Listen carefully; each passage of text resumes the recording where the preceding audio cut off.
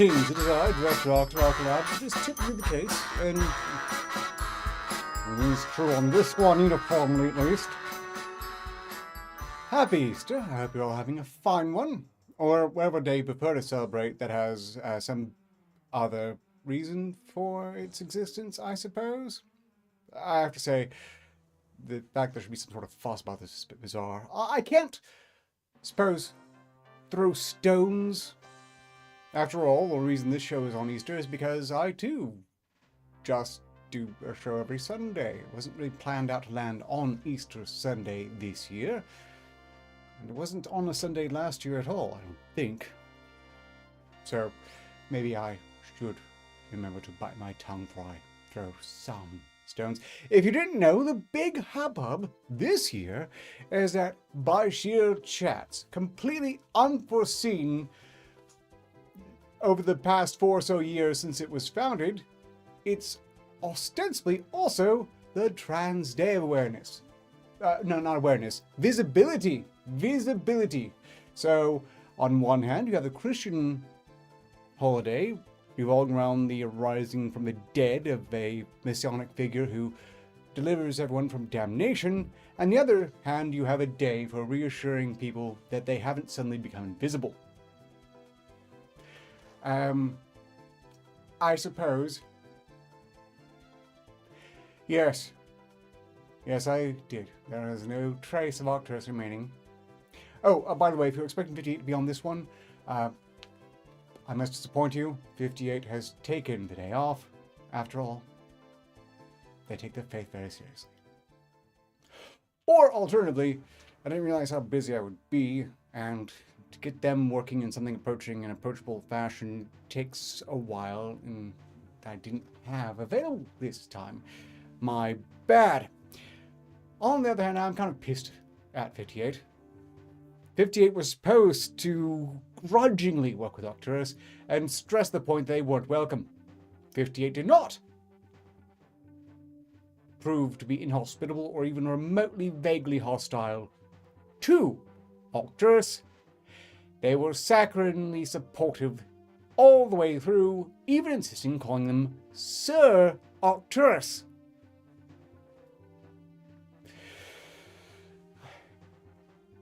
I think they were trolling me.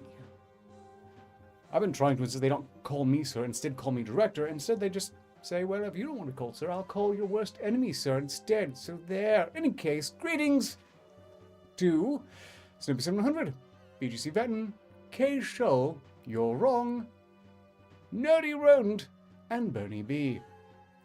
Another point of disappointment. I'm not raffling off a game. I have keys to dispense still. There will be more raffles.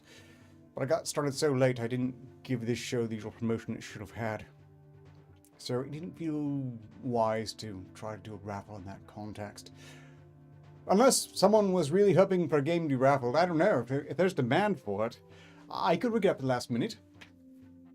I'm capable, if I've got to be. Right. Yes, thank you for none of you calling Arketer Sir. No one should. They are slime. I can't log into statements at the moment. Now it won't let me in. Sympathies. Indeed, happy Easter. If you, again, didn't know, knowing that it is Easter Sunday, the Biden White House, and this is not the screen cap, this is not anything that be considered a forgery. This is direct from whitehouse.gov. Biden's admin thought it'd be a great idea to stress that this is the, by sheer chance, sheer accident.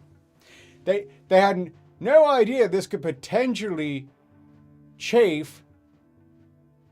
They want to stress that this is also Transgender Day of Visibility. So if you didn't know, transgender people are not invisible. Nothing about any changes they have undergone or pursued has made them able to bend light around them so as to gain the power of invisibility. I don't know about you personally. I would like a day of invisibility. Can I get an official day of invisibility, because if we had a day where you're not allowed to acknowledge that you see other people, that sounds hilarious. Doesn't it? Look, why can't we lobby for a day of invisibility? National Invisibility Day. It's like the Purge, only no violence. I suppose they can enforce the laws the next day. I suppose we don't want turning into the Purge. But if we just had an official day where you're not allowed to recognize that you see other people, we could have a lot of fun with that.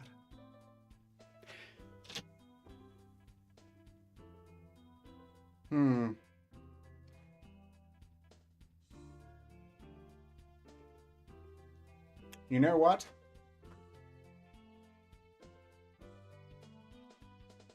Today is the Arketer Day of Invisibility. For the remainder of the stream, I will not be visible. I feel so free, so recognized. To address some issues here, I'm just going to read this real quick. Oh, I've had money thrown at me. I should probably ignore this. Why am I not seeing the relevant page? Oh, here it is. From BGC Veteran. Good to hear the place was sterilized and everything is back under containment.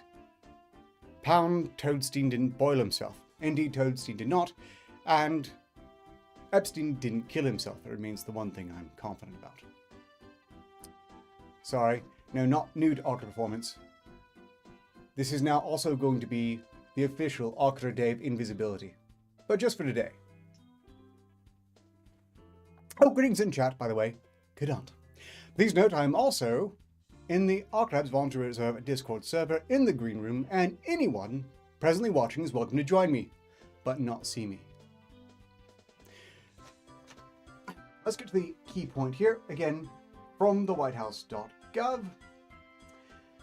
Now, therefore, I, Joseph R. Biden Jr., President of the United States of America, by virtue of the authority vested in me by the Constitution and the laws of the United States, which he regularly ignores, do hereby proclaim March 31st, 24 as Transgender Day of Visibility. I call upon Americans to join us in lifting up the lives and voices of transgender people throughout the nation and to work toward eliminating violence and discrimination based on gender identity. And of course, there's no better way to encourage peace and love between different people by making their super special visibility day override a widely held religious holiday. Again, the date was set years ago. Yes, for all you know, right now, I could be twerking up a storm. I'm not. But you're welcome to imagine whatever you like that makes you feel good. Just don't tell me about what you're envisioning. I don't want to know, and I'm going to envision you all thoroughly clothed. Well dressed, in fact. Nice suit there, Manic. Look, no one else brought thermals. I remain invisible. Welcome to the National Arketer Invisibility Day. This, I note, is a provocation. This is eminently inevitable. There was no reason they had to do this on Easter Sunday. Mind you, the one person we can rest assured did not know this was going to be an issue was Joseph R. Biden Jr., because there's absolutely no chance that Biden dresses himself, much less read this proclamation, much less had any hand in really writing it. Because he's a senile puppet. Smoking wax in my van. I have a thermal monocular somewhere in one of my emergency packs here.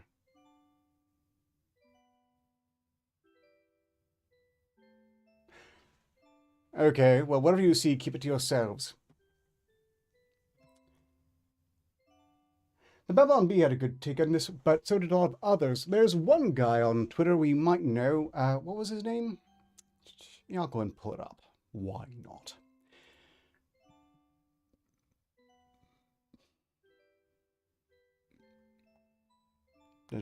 Oh, right.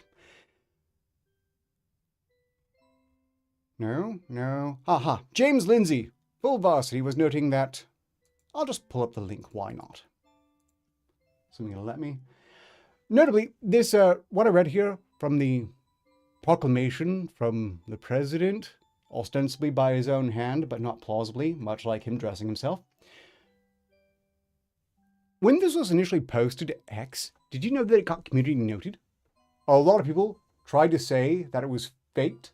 Why? Because it had the cute little bunny thing here. And then it got immediately denoted because, well, it's real. They were just that callous.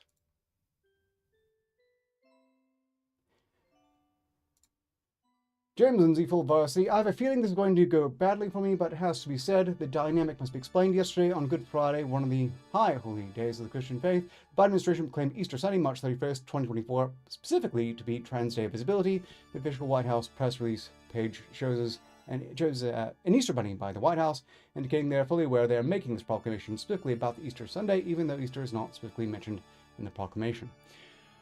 He suggests that this is an effort to provoke, to make some zealot go berserk and do something really dumb. And, you know, I don't necessarily think he's wrong. I don't think it will work. I wouldn't want it to work. But it does feel like that's kind of what they're trying to do. I note this because even if, by some implausibility, the administration is so incompetent they would set a Trans Day of Visibility and somehow not realize it was going to line up perfectly with Easter Sunday this year, upon realizing it, they could have handled it a wide range of ways other than making a loud proclamation. And I think this twist got promoted quite hard for something that was just a whoopsie-doopsie. It's really, really silly. Okay. On second thought, I'm not really comfortable with being invisible if I... Okay, let me be honest. I'm done making faces at you all. Now just getting boring. So I'll come back on. Rabbit eggs. You know, that's funny, no Jordan. On the topic of Easter and versus Trans Day of Visibility, strictly speaking, it's always been a holiday where you have fun with it in your own way. After all, what the hell does a bunny with an obsessive need to hide eggs have to do with Jesus rising from the dead? And yet a significant portion of Easter is candy, eggs, and bunnies. I don't see the religious founding in that. But suffice to say, even candy and eggs has more of a marketing point than stressing someone is not invisible. Which is bizarre because they aren't invisible. Biden grants their visibility to second population with most visibility in all of human history. That is Babylon Bee, but the Babylon Bee isn't wrong. Are they? The number of trans people, if we just boil it down to anyone who says they are trans, that's a really small measure of the population. And yeah, I'm pretty sure everyone here could name one or two people who thoroughly qualify, who are holding major positions. Like, I don't know, certain major office holders. Or, I suppose Sam Brinton doesn't technically qualify. After all, he's quote-unquote gender fluid, which is a non-binary, which is to say, whatever he insists he is at the time. You might remember him as the guy who got busted for stealing a whole bunch of luggage. Ah, Grant, you're welcome to pop in. I'm in the green room. It's not barred.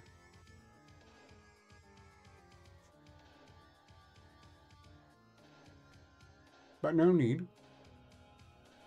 Yeah, I've been wondering, because the gender fluid thing has been catching on as well. I guess they thought non-binary wasn't silly enough. Gender fluid just basically does translate into whatever I say I'm at the time, and you have to take me seriously. Which is harder than ever to take remotely seriously. And gender fluid is the single stupidest term to come up with as an alternative, because that's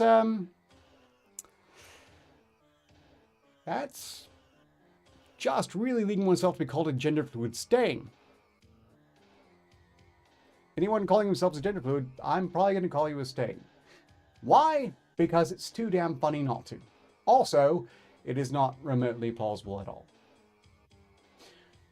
But just on the topic, I guess Sam Brinton doesn't get to call himself a trans person.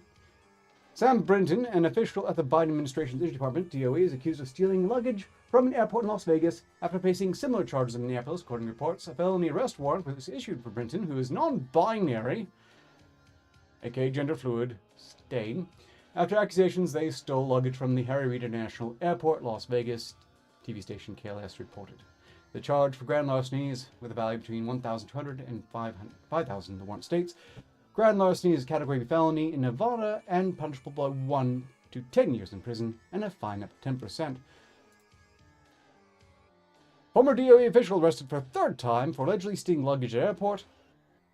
Sam Brinton, the former Department of Energy official who was accused of stealing a Tanzanian fashion designer's dresses from her airport luggage, has been arrested as a fugitive from justice by Maryland police.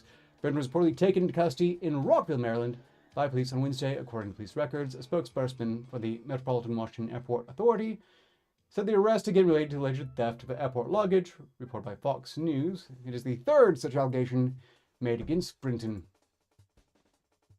From CNN, top Energy Department official no longer employed after luggage theft accusations. CNN grudgingly reports the Department of Energy official responsible for nuclear fuel and radioactive waste is no longer employed by a federal agency after 2 alleged airport baggage theft incidents. This is even before the third one. This guy, in addition to being a gender fluid stain, is one of the most completely out of control kleptomaniacs I think I have ever heard of. But don't worry, he's doing alright. Sam Brinton spotted first time since leaving jail over latest suitcase swiping charges. Ex-Biden appointed nuclear official Sam Brinton ditched their usual colorful frocks for a more traditional look of slacks and t-shirt Friday, less than 24 hours to being released from jail over grand larceny charges. Exclusive pictures obtained by The Post show the non-binary former White House official, who goes by pronouns they, them, beaming in public while stepping out for the first time since being arrested on May 17th over accusations they stole a Tanzanian fashion designer's dresses and luggage. Of course, the previous 2 times. Brinton carried 2 shirts and was dressed in a maroon V-neck and black trousers to leave the home they share with husband Kevin Rieck in Maryland. They were out on a $5,000 bond in connection to allegations they stole clothes made by designer Isaac Himson. I suppose, again, we should be seeing this one.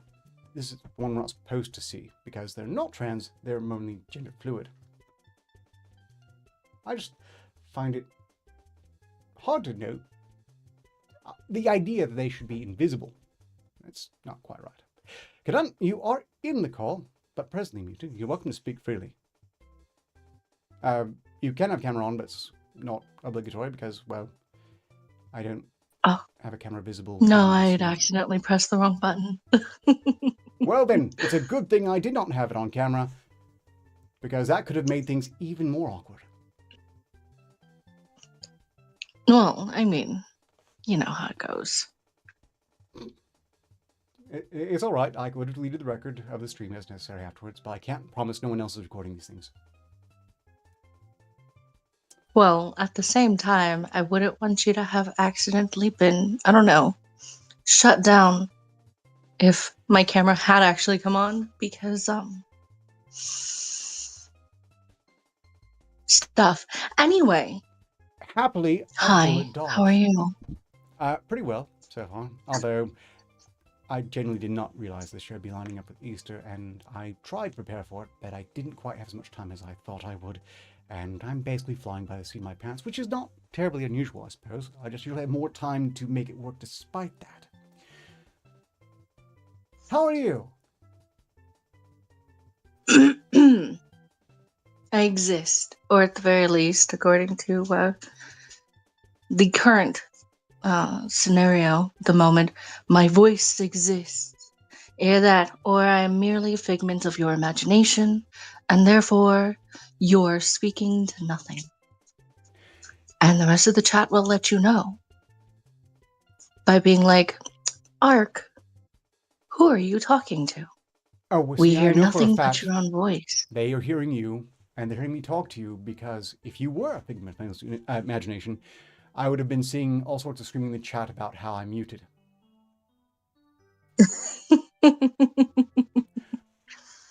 The audience no, here is not shy about alright. correcting me when I'm wrong, which I appreciate, really. I mean, if they didn't tell me I was muted, I'm not sure when I would catch it myself, and that does kind of haunt me as a concept. Well, you do have a good chat. They like to help as best as they can. Oh yes, very helpful, and trollish in just the right way. Mostly I'm just irked I didn't get prepared in time to raffle off the game.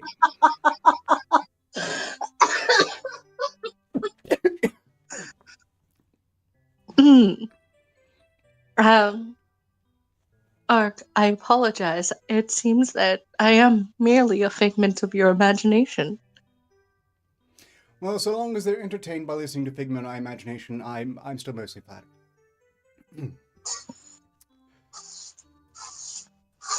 I think they're just quick on the uptake. Nice try, Snoopy S100.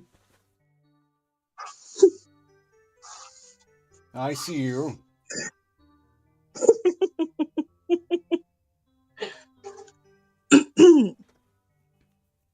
Arketer's slowly going crazy, folks. Oh, right. You I've can't been saying hear this me. for years. Hey, greetings in chat, Sparky Stack. You're welcome to join in as well. This is open, and honestly, making this some sort of Easter hangout call show would probably be for the better. Just throwing it out there. Could really help me out on this one. I would love to have you on as well, Sparky. Though I do understand if you're busy. I understand you've been a lot more active in your own streaming efforts, and if you've got your own schedule and priorities, I'll understand. I'm not going to be hurt if you turn down my gracious invitation. You can. Oh. Oh, Richard Benton, how are you doing today, sir?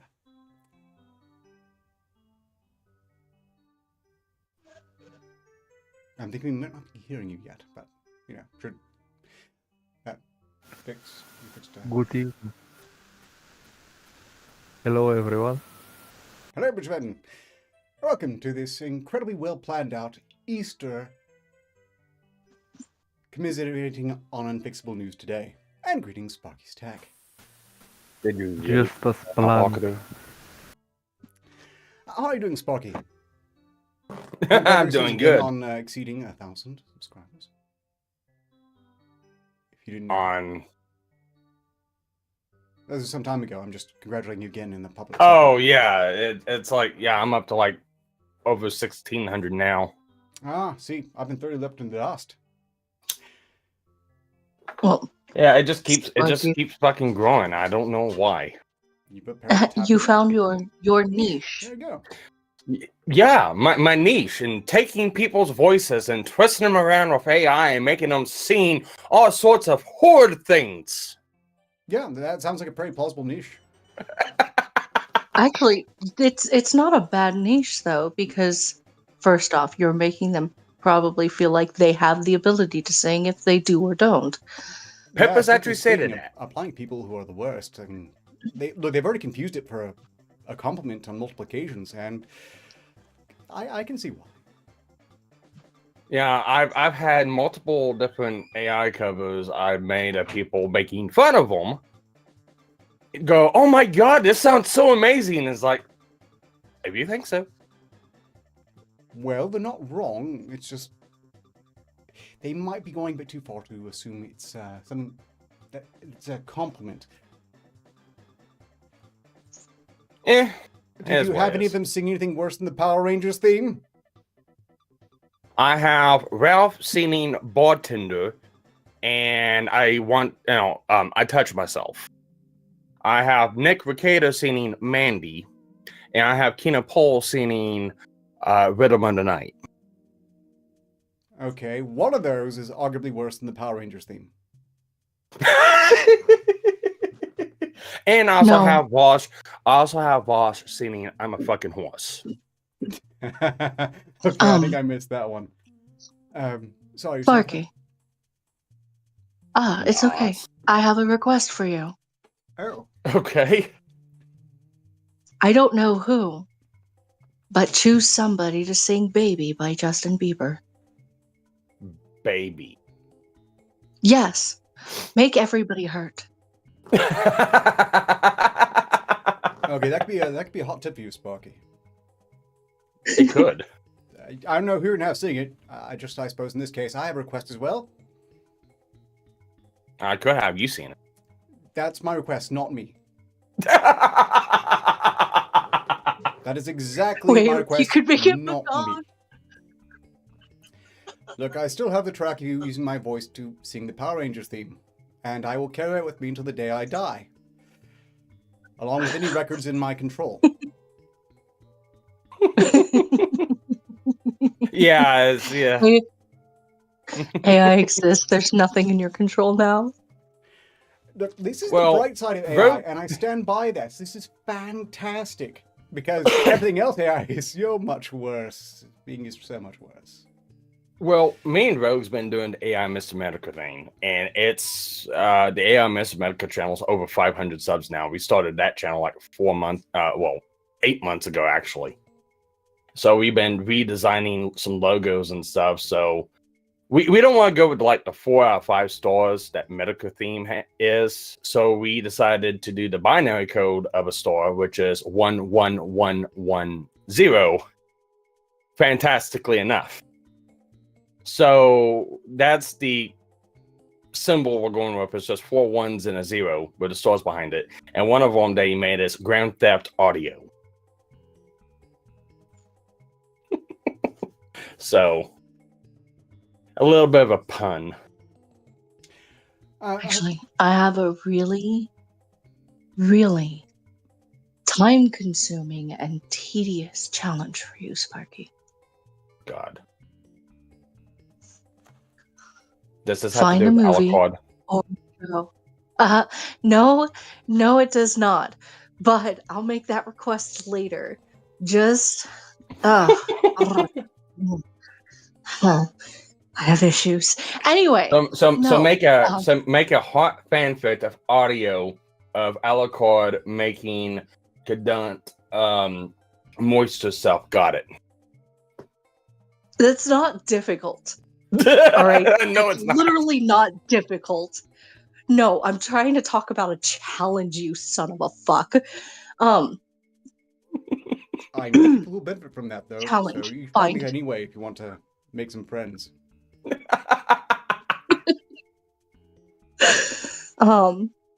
Get any TV show or movie, and then get the script as best as possible, and then recast it. I've actually been doing that. I've been working slowly on it for what's called The Lion King, rebranded as The Tread King, featuring Pippa, Mr. Medica, Kinopole, Ralph, and a couple other individuals. Who gets the role of Scar? I'm still debating if it's going to be Ralph or Kinopole, somebody, I don't know. We always settled for Timon and Puma, and it's going to be Andy Warski and PPP. Could you make it with Director from Skyrim, from Elder Scrolls Morrowind? Maybe. I'm not sure the same thing. These are mostly talking heads on YouTube. Although I do know that when we're talking Morrowind, Elder Scrolls. Oh, go ahead. Sorry. Elder There Scrolls are voices from Morrowind. Morrowind that have gone out and had fantastic They careers go post tour. their death in the lore. I refer to, oh damn it, Enemy of the Reverine, Gold Mask Guy, Spread Plagues. Indeed. his voice had a fantastic career reading all sorts of fiction, including a lot of eldritch lore. Oh, fun fact, if you didn't know, Omegon recorded himself reading a bunch of H.P. Lovecraft. You do now, and you should probably look it up. It's great. He probably decided to do it before anyone else did AI of him of it. Yes. Okay. I don't have a link Okay, handy but right now, there's- but you can trust me. Would I lie to you about Omegon reading H.P. Lovecraft and putting it out on YouTube? No. I believe you. I believe you on it. I was blown away when I saw that. It's like, Nexus Hunter says Leonard Nimoy sings Gangster's Paradise. it's not bad, but you're competing with Amish Paradise at that point. So I'm thinking we need something else overwrought. Leonard Nimoy, This Is America. Don't catch us.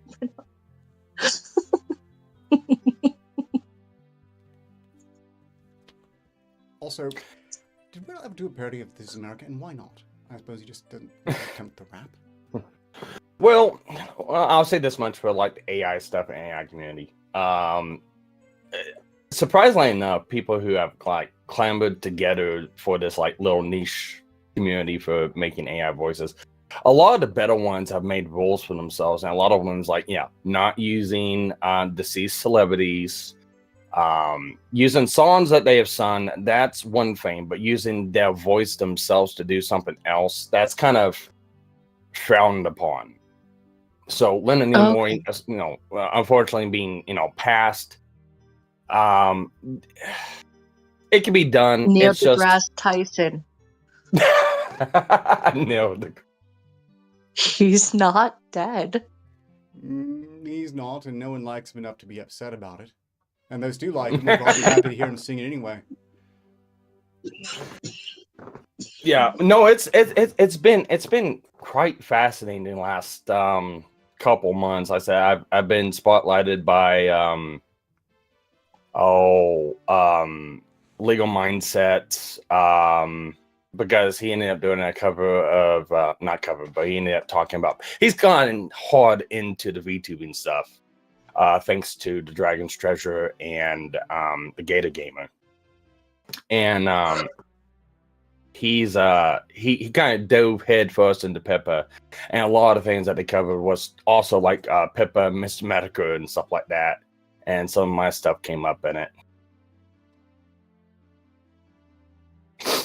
I'm just glad doing some credit for That and Well, quite frankly, this technology is more accessible than people realize. The things that Spark is doing, I could do if I were much less technically incompetent. I've actually pestered him for advice on occasion. I've tried to follow it. I just haven't succeeded yet. I have the same software. I have it running even. I just don't know how to apply it to retune a song. It hasn't been successful yet. Greetings, in fact, by the way, to Bug Norris and whoever else just, slipped in to look. well, I find it funny because a lot of people came at me for because there's been a couple people come at me as, oh, the song cover sucks, it's lazy, it's AI, you're uncreative, you can't do anything, you gotta rely on a computer, you have no creative vision, stuff like that. However, what have these people done? They've tried and failed. Yeah, that's what I thought. In fact, I'm only surprised they tried in the first place, because it's so much easier to just start off from the point of, well, you're a loser and I hate you. Oh, I've had some people try to I've had some people try to make AI voices of me and have me say some stuff, but the problem is they make me sound like a Chad radio co-host that would almost on the same level of Free Dog. So it's like kind of backfiring because it's making you sound even better. Yeah, you kind of did the opposite, and you can't get my lisp. That's the one thing AI can't do. It can't get the lisp. It can't get my accent. And also the same thing for like if you've got like a strong Australian or British or foreign accent, it can't get it. It's not to that point of getting it yet. I have to say, I'm actually, and this is going back to something that's already been discussed, I'm dragging it back to this topic. I kind of chafe the idea that there is an AI community that is trying to dictate taboos, especially for voices that are dead, because the voices aren't dead. The voices are living on. Well, time out. It's not taboo. And they're not trying to dictate. It's just they came together and agreed, yeah, this is probably not the best look. AI's got a slanted look towards it. It's kind of like with the whole thing with the Taylor Swift, Kansas City Chiefs, making Taylor Swift, seem like she's doing pornographic scenes with, Kansas City Chiefs fans. It's funny as fuck, but people that do AI art look at this like, yeah, no, this puts a bad light on us, and that's what we don't want right now. It's like, so it's kind of like just moderating themselves to proceed forward to a point of where it's more widely acceptable. If you get what I mean on that. Well, if they're trying to say what's in good taste or It's bad a wise taste, they're thing. welcome to make that distinction among themselves. But I can't say I agree on this case. When it comes to making, Photoshop porn people, well, that was always uncouth, and it was always happening for decades prior. Well, it is. It's, I'm sorry, can you say? Rule 34. If there is a thing that exists on the internet, and there just will porn be of some it. form of pornographic image made of it. And Well- then I'm actually on the side of the AI community in this regard, of them attempting to regulate themselves, especially because I think that it's wise due to the the amount of people who will believe that it is actually Medicare singing these songs, or it is actually Pippa singing these songs. There are a number of people who will believe that this is the truth. And so it's one of those where, at the very least, if the person is alive, they can verbally, denounce it or whatever. And people are going to believe what they're going to believe, because we all know humans lie. And so the AI community being like, no, we didn't make that. We did not do that, because we are trying to be respectful in some way, shape, or form. It can help them in a number of different fashions, and especially in a legal aspect, because that there are some. I would not ever suggest you do a Prince song, because the family, the Prince family, they're intensely protective of his works, and now you have to get special permissions from them to do a cover of those songs, kind of thing. And there is a good chance that one could get hit with a lawsuit if you're not aware. So Yes, don't take credit for it. well, yes and no. There's a workaround to that one, and I think the people's actually kind of done that anyways, because the songs themselves, yeah, that's true, but it doesn't stop people from making covers just to throw up on YouTube for fun. It doesn't stop people from doing karaoke's of them.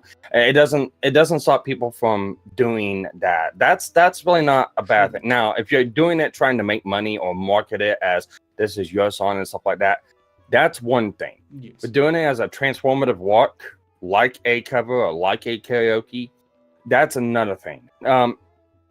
The second aspect of that is using Prince's voice to do a Michael Jackson song or some other creator song on that, using his actual voice. That could get into a sticky situation, and there's some people push that boundary because that's a legal question that has not been answered, and it's kind of like on the border. Is well, you're using the man's likeness, you're using the man's voice. Is that legal or not? And there's a lot of people who don't want to push that. It should remain a matter of hobbyists. Now, making an album, I suppose you could charge for compiling it, but you shouldn't be making money directly off of these. There was a YouTuber that made a fan animation, and he did it all himself on YouTube, and the fan animation was of Scooby-Doo. And they took, I don't remember if it was the original cast from Scooby-Doo, but I think it was Scooby-Doo, What's New, or something like that. They used AI voices to voice for the characters, and the voice actors kind of came in and pitched a bitch about it. He later, changed it He actually hired people to cast over and stuff like that. But again, that was a parody. That was a fan. That was just something putting out there on YouTube for fun. So again, Well, it comes to that legal aspect. You know, how far do you want to push that boundary, and are you willing to go to court over it to test it? well, the problem is at the moment, their AI is still considerably new. I mean, it may not be that new to a number of us who've been aware of its growing usage and presence for a few years now. Oh yeah, I But- would say the majority of humanity hasn't even begun to adapt to this yet.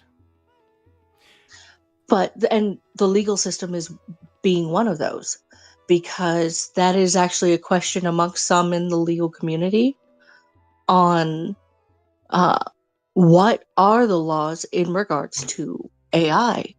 There was a pair of lawyers who actually got slammed for, I believe they used ChatGPT to try and put forth their case, citing like certain sources and things like that, and they tried to use that, and they're like, and it was found that the cases that were cited via ChatGPT well, they didn't exist. That word, yes. I know letters. It hallucinated them, yes. But, Which is something yeah, that you and- expected if they weren't frauds, but they were frauds, Well, and this is how they and- decided to expose themselves So- as such. ChatGPT is good for a lot of things. It is good for citing some information and stuff like that, basic stuff.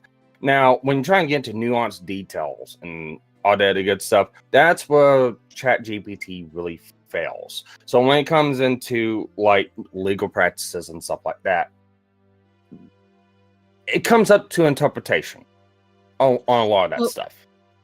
Well, that's one of the issues, though, is because things like being like Chat GPT, all of these AI aspects are starting to be utilized more and more and more in people's lives, whether it be for fun, for just some fun content and things like that, for side hobbies, for even just art. Just to be able to be like, this is what I'm imagining in my head, so I plug it into this AI art creator, and there we go. That's close enough. That's what I want. And there are a number of people who are taking issue with that, but at the same time, legally, there's no precedence. Like, there's no real laws set yet. It'll take a solid lawsuit for precedents to be set.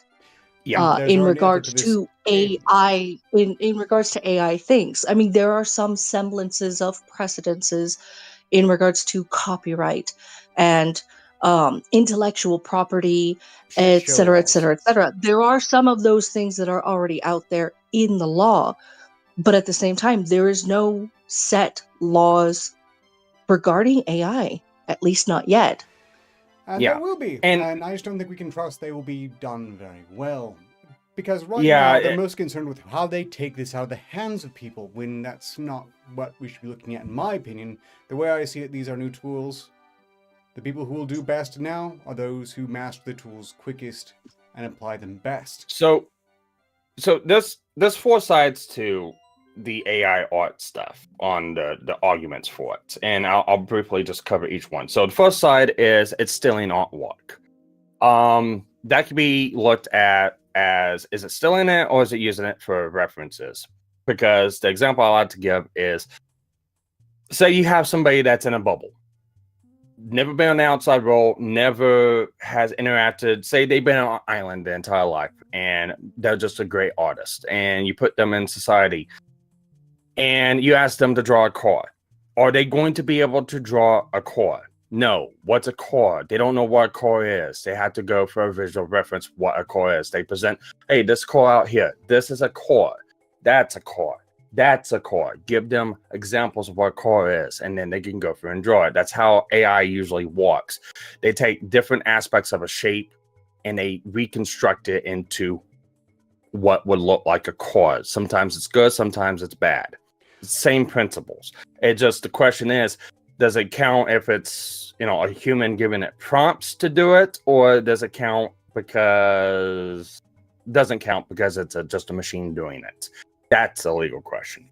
The second part of that is people going, oh, well, it's stealing my artwork, or it's stealing this artwork, or it's stealing that artwork, which there are legitimate cases for that. There are editors. There are editors.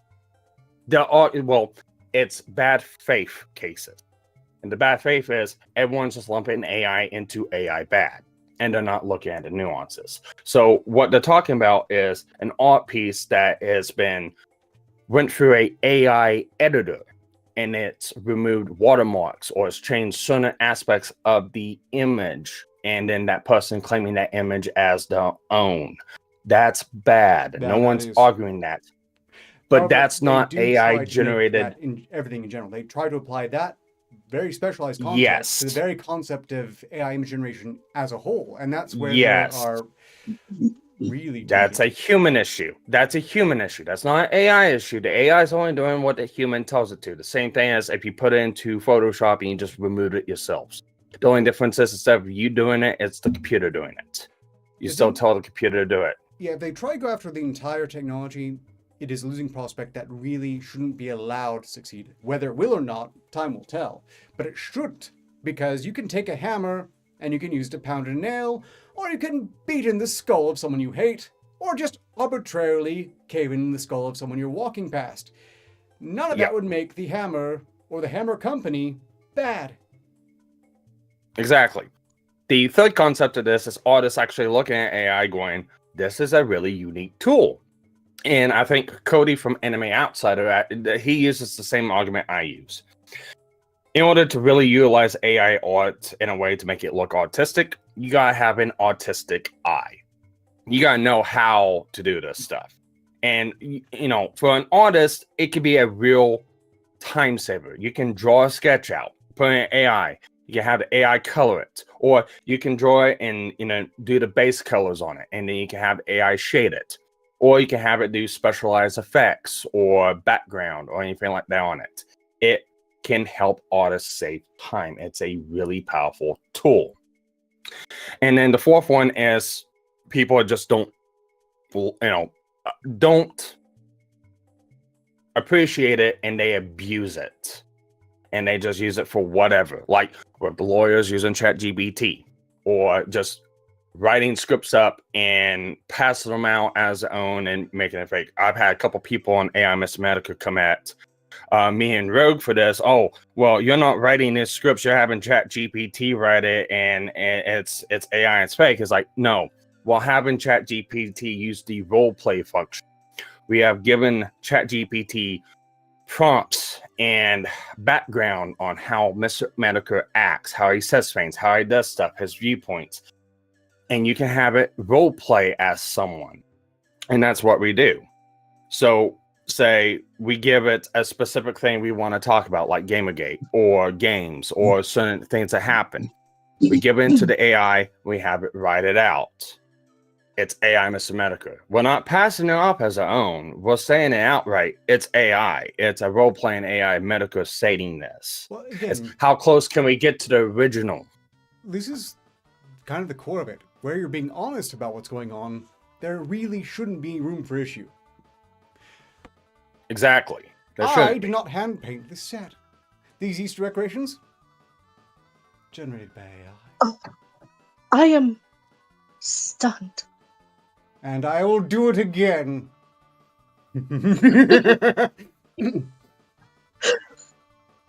Yeah.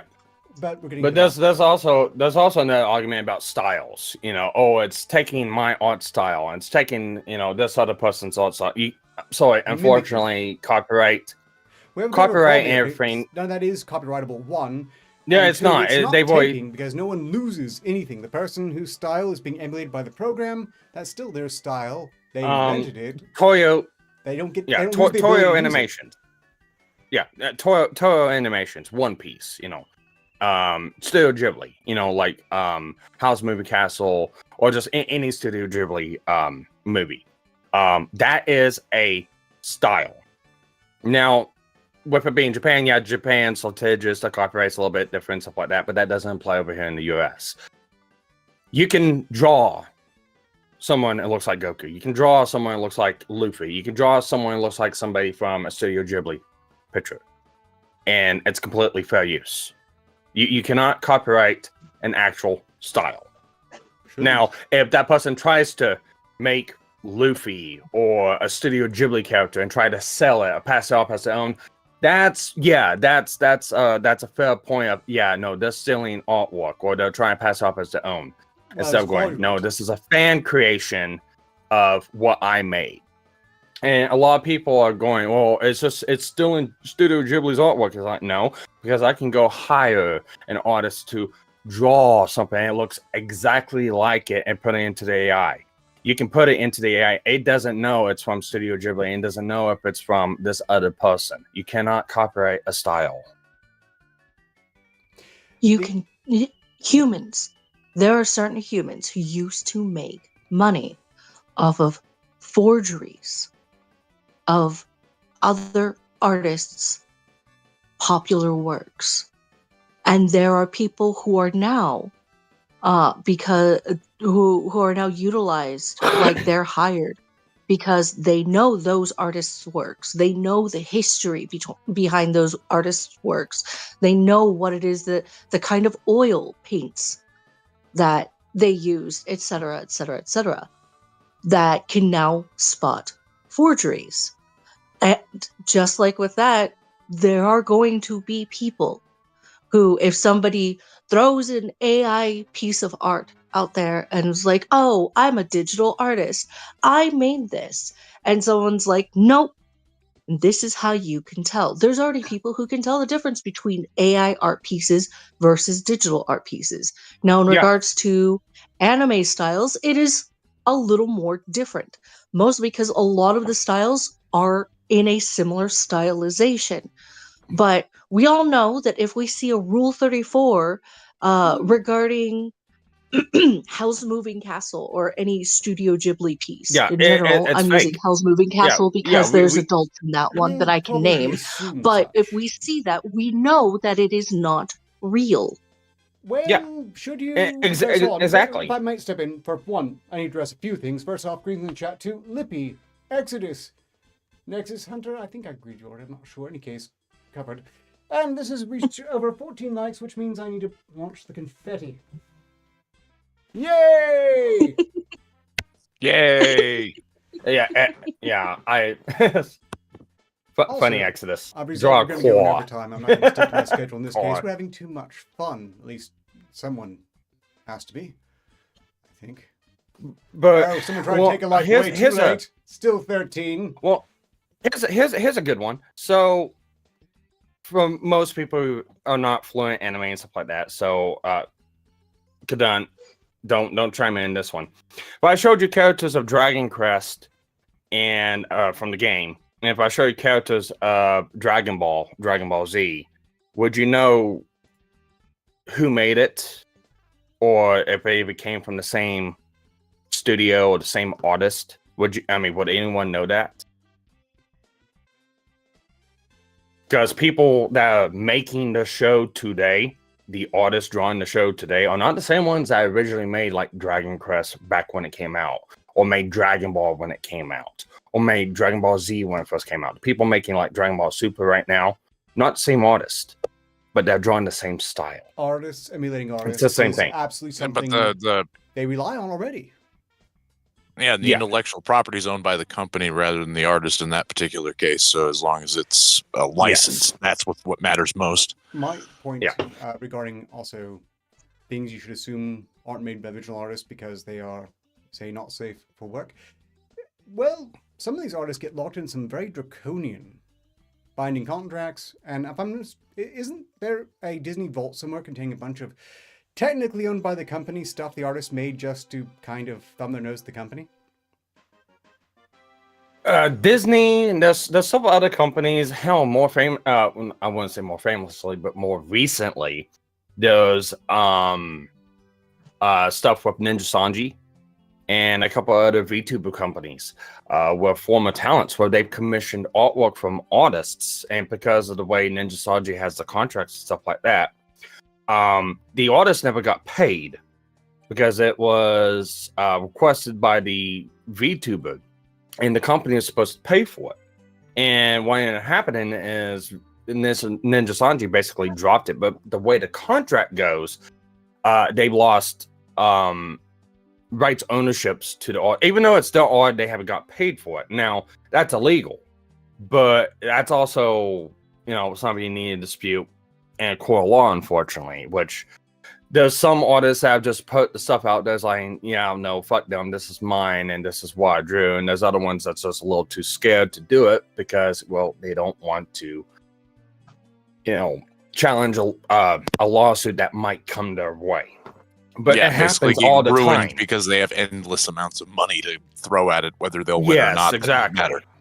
Now, being a Japanese company coming to America, it would easily get slapped away. They wouldn't even really have to do anything except for just dismiss the case or have it dismissed, because they don't have no standing over here in the United States. If the artist lives in the United States, and especially depending on where it was at in the United States, California actually looks at a lot of those contracts and go, yeah, no, this is null and void because they're looking at the contracts for these VTubers as a work for hire or they're contracted, but the way they're treated is a employer. But the way the contract, it's a play on words. Legal Mindset did a really good job of breaking this down. Fuckery is bad. Yes. Unfortunately, it's just a reality of the nature of that business. It is.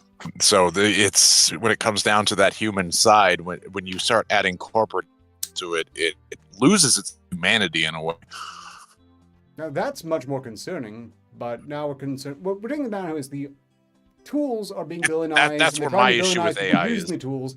These tools are here. Barring a nuclear reset, which isn't quite as implausible as I would like it to be. You know, the only issue.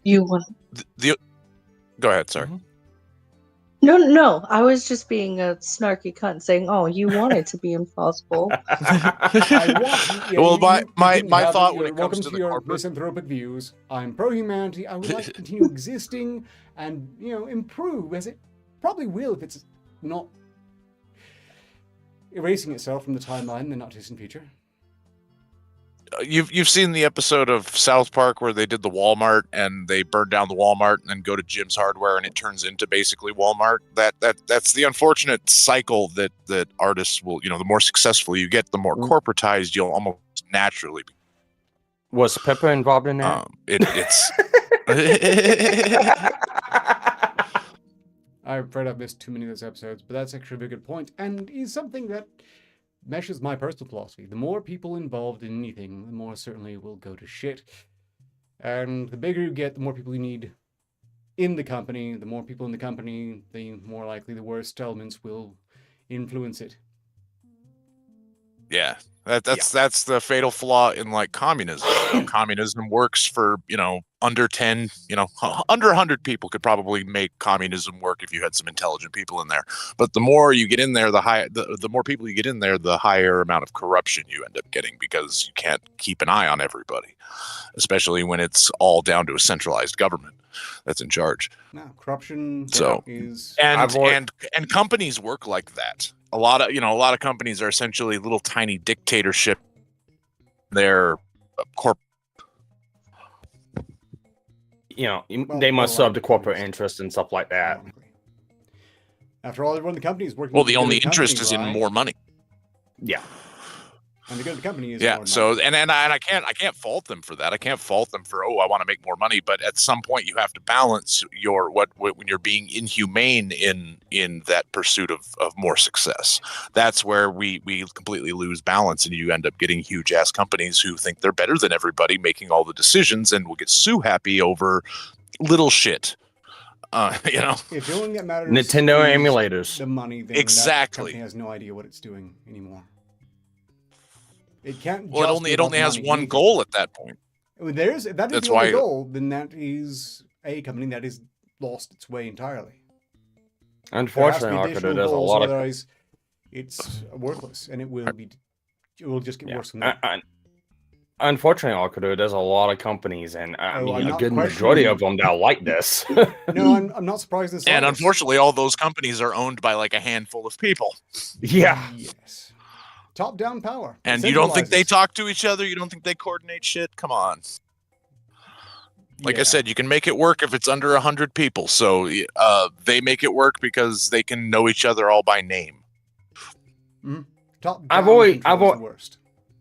Yeah, I've always said is like communism ideals and stuff like that only works in a very small area. Preferably It- close-knit community where actually people Yes. trust each other because they have Yes. personal interactions and experience. Because But they when know. but when you want to expand that beyond that to everyone, it no longer works. It will be Communism? corruption is inevitable, even in capitalism. Yes. Yes. Communism works in communes. Capitalism had a chance to work. And unfortunately, I think a lot of people are starting to really see the corruption within that. It's why the Zoomers, Gen Z, are as feral as they are, because they're able to see this. Yeah, well, there was and also a there natural wasn't always balance when a it came to corrupt- certain capitalist things. Well, that's the advantage of and capitalism. and It's now why they're able to go ahead and get their corruption throughout to keep them from having to lose out on such things. Honestly, one of my biggest issues is the banking systems. I'm just saying we need to Oh. stop fucking bailing Well, out the banking banks. system's all built on hypothetical money, not real money, and it's not Yeah. actually backed by anything. They're legally allowed to essentially create money out of thin air based on the concept of, oh, we'll make it in the future because of interest and Central loan banking. payment back. You know? they fund That's- themselves. that's- They brag about it. That's Yeah. one that's one of the things. Cryptocurrency. Cryptocurrency Well, is a good potential. the That's a good effort. cryptocurrency is by far the most interesting, especially in relation to the way the capitalism is failing right now because of the fact that we have too many things being created that aren't real and have no resource value. Early capitalism, you had NFTs. resources of that were physical things with limitations. Now we can make art that isn't like even on a fucking canvas. Not to downplay digital art, it just there was paint cost money, canvas cost money, the wood cost money. The Those were all physical physical piece is things. inevitably going to be unique and much more difficult to emulate. Furthermore, with enough study, no fraud will hold up to the same scrutiny. I mean, you have pieces that can be carbon dated that will stand out from any replicant made later on. Exactly. You're right about that, but cryptocurrency does have potential, provided it is not central bank digital currency, because that's what they're craving these Well, days. Yeah, pretty much. Cryptocurrency is a good case study because at first, in the way you look at it, it works and it really does work. Where it fails is whenever people throw those checks and balances away and they stop self-regulating and just go wild with it. I mean, We same have thing we said with investigated capitalism. ourselves, and we have decided we have done nothing wrong. Oh yes. Well, yeah, it's the same thing with capitalism, but that one's a little bit more convoluted to kind of go into because there's multiple aspects of that where checks and balances have been thrown out. Oh, we'll just gotta do this. Checks and Yeah, balances exactly. have been Yeah. circumvented. Again, the problem is not capitalism, and this is where I'm going to disagree, because it is probably the best economic system we have had in human existence. The problem is that at a certain point, certain forces get powerful enough to basically start steering all of society away from capitalism, to where they no longer suffer the consequences of bad choices, and that gets us more in the realm of corporatism, as referenced by Chet. let me step in real quick on that one, because every system has its good. Yeah, every system has its good points and it has its bad points. It has its strengths and its weaknesses. I'm not gonna say, oh, all communism's bad. Communism can be good in certain aspects. We already covered this. There are plenty of times when communism can work. Say, like at a small town level. Capitalism can be good in certain aspects. Even authoritarianism and certain aspects can be good, but it has a lot of drawbacks with it. It just depends on what aspect you put this to and how you use it. And There how you are go pros forward and with cons it. to anything. That is Yes. absolutely accurate. All I was saying with the non-real things that are being created is not only does that negatively affect capitalism on a resource level, it negatively affects people's view of value, what something has in value. So if you start basically having, it's that whole you'll own nothing and be happy about it. If you're not used to having things because everything's a digital thing on a screen, the concept of, oh, this was made in the 20s and it's super rare doesn't mean anything to you. Or subscription-based stuff. It's Exactly. the same thing. It's rental. You're renting it for a certain amount of time. Sorry, go ahead. Oh, no, it's okay. I was just going to attempt to simplify this as best as possible. First and foremost, I'm really happy that I'm one of those people who paints on a canvas. Hey, if anybody wants to get a commission, I'm just saying. Second off, marketing, of course. By all means. If anyone is in the mean... look, that's actually a good point. Look, we have all this fantastic digital art, and it's great. It's useful. It allows a lot of people to do a lot of creative things that they would not have the resources to do otherwise. But the AI or art the here skill isn't going to buy anything from anyone. And I do believe that there will always be a market for things that we know were made by human hand directly. Unless we don't care about it. Well, if they don't care that's about true it, they're not. too. Yeah, that's no market was lost there because they were in the market to start with. Because people are getting trained to basically not value having ownership of things. This is, the rental, the amount more people are renting houses instead of owning them because I don't want to deal with the repairs or the taxes or it's actually funny. It's funny you bring that. Go ahead, Kaden. Funny you mentioned taxes. I want to get that in a second. No, it's okay. Well, actually, No, it's okay. What Manic said actually touches back on something that Arketer said. The whole not renting houses and things like that's corporatism. It is because a lot of these houses are being just straight bought out by these companies, not by people, and then put and put out for rent versus being able to have somebody who works their ass off for fucking years, and now these renters are basically paying the mortgages off on these houses, but they have no ownership. They can't get things fixed in the houses without permission from the quote-unquote owners. They can't get changes done to the houses without the permission of the quote-unquote owners. And the best relationship that a lot of renters have now with the owners is in regards to here's your money. I deposited in I put it forth to the account. Here's your check. Here's your direct deposit the rent on the first of every month kind of thing. But to simplify my original point, every ism will have some form of corruption and is susceptible to some form of corruption that then makes it bad. Yeah, this is why gatekeeping good. Yeah, you brought something up that really harkened back to me, and this was actually kind of predicted by people back in the 80s, and a great example of this, Cyberpunk. Cyberpunk predicted this in the gaming a long ass fucking time ago, and you can even see it play through in the 2077 game, and even the anime Edge Runners. And a lot of people harken back to that because there's two sides of people I see go back at that game. Oh, well, this is making fun of communism. Oh, or this is just pointing out how bad capitalism is. It's like, it's nothing of the sort. It's pointing out corporate corruption.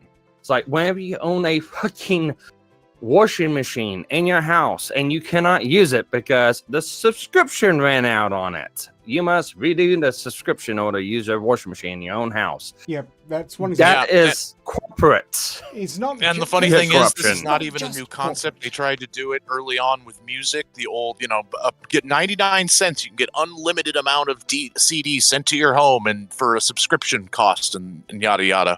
At least they were sending you something, even if it was something you didn't want.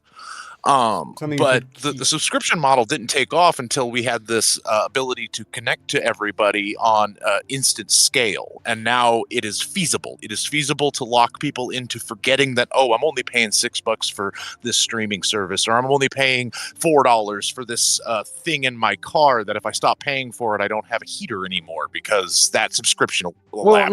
not only that, like printers and scanners and Exactly. stuff like that. There's Louis Rossman touched on this. There's a Yes, printer I love that, man. scanner. Yeah, there's a printer scanner out there that will not print if you have the incorrect ink, like the knockoff ink Like cartridges, third party ink. Yeah. Or even just refilling them because the cartridges are tripped and they know once the level's done, you can't reset them. And the computer knows that, oh, well, this was a spent cartridge. But what's more sinister than that is, okay, I won't use the printer. I'll use the scanner. They disable the scanner if you don't have ink in the cartridge for the printer. Yes, this is all. So yeah, if you can't use the thing you buy, do you own it or not? Hold on. Yeah. Arketer, Thank you have been attempting to talk for like ever. Yes, I was just about to Maybe his make show my got him. displeasure a little bit more noticeable, but I hadn't crossed that line yet, and I was hoping to present a bit of a Sorry. warning. A few things I want to address, namely from the chat, noting that capitalism is subject indeed to a lot of things, such as the Pareto principle. It is true that eventually these things get metastasized. It concentrates eventually. This is why we probably could use something like a Great Reset, because they use that phrase because it's a total lie. They're resetting fuck all. They're trying to ossify everything in place in some sort of nobility serf situation, which needs to be fought tooth and nail. But it is true. Any system is going to eventually get corrupt in certain ways just by nature. This is why I think what we really need, and this is a strange thing to say, but please note, I'm talking about corporations and non-human entities, is more death. We need a lot more death in the corporate world. Praying for a meteor, are we, Arketer? No, requires no meteors to kill the companies. The companies need to die. I vote companies. for Skynet. I vote for Skynet. There we Look, go. I'm on record saying that the bar is so low, the AI Overlord stands a pretty good chance of doing a better job. Fingers crossed on that one. Right now, at least in the United States, one of the biggest issues when it comes to corruption and why it lasts and so hard to get rid of is everybody's so interconnected. Everybody has dirt on everybody else. Everybody has deals, little secret deals going on. So it's like a web where if one fails, does the whole house of cards collapse, or is it just a section? And I'm of the opinion that it's so interconnected within the major controlling figures that if one collapses, it will be a domino effect. Here's So a that's funny what thing. they're avoiding. Here's They a are funny 21. thing, because this can apply to anyone and everything. Actually, funny note on this: Hassan Piker is finding this out firsthand Oh yes, I on understand. He's very the miserable right now, and I community that great he's choice. built. Sound the Piker, I'm coming Yeah, to kill you. Well, no, No. the community he built, the persona he put out, the ideological things he spouted because he thinks that this is the greatest thing. He is now being policed by his own community. Oh, well, you can't do this. You can't do that. You know, this is going against your ideas and your principles. And he is starting to get tired of it. And it's like, Hassan, people try to tell you. Oh no, what will he do besides, take his money and faff off for a bit? The fact is, he's in a different world and has completely different values than people who have to deal with other people on a regular basis. He's born Um, with a silver spoon in his mouth. As much Well, as I and enjoy his entire goal has been fame and adoration, and the fact that he's starting to lose it, it's like a fucking wound to his existence, his being. What? Fewer people are watching me? I thought I was important. Well, you might have been for a minute, but when dealing with the market of people's attention, given how many people are constantly cycling in and out of this particular business, whether you're a hobbyist or a professional, you're never going to last. Even Dankula was talking about this on Twitter earlier, that you'll fade to obscurity eventually. Yeah. One hopes. Yeah, one everyone does perhaps it. Even hope that should be the case, because when something lasts longer than its intended lifespan, well, there are a lot of It corollaries. usually There are a gets lot of- fucked up and becomes the shadow of its former self. Yes, there Mhm. are so many examples, but I think there are certain commonalities in existence.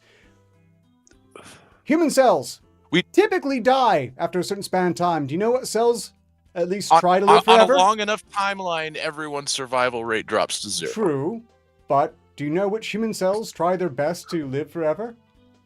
Which ones? The cancerous ones. Well, yeah.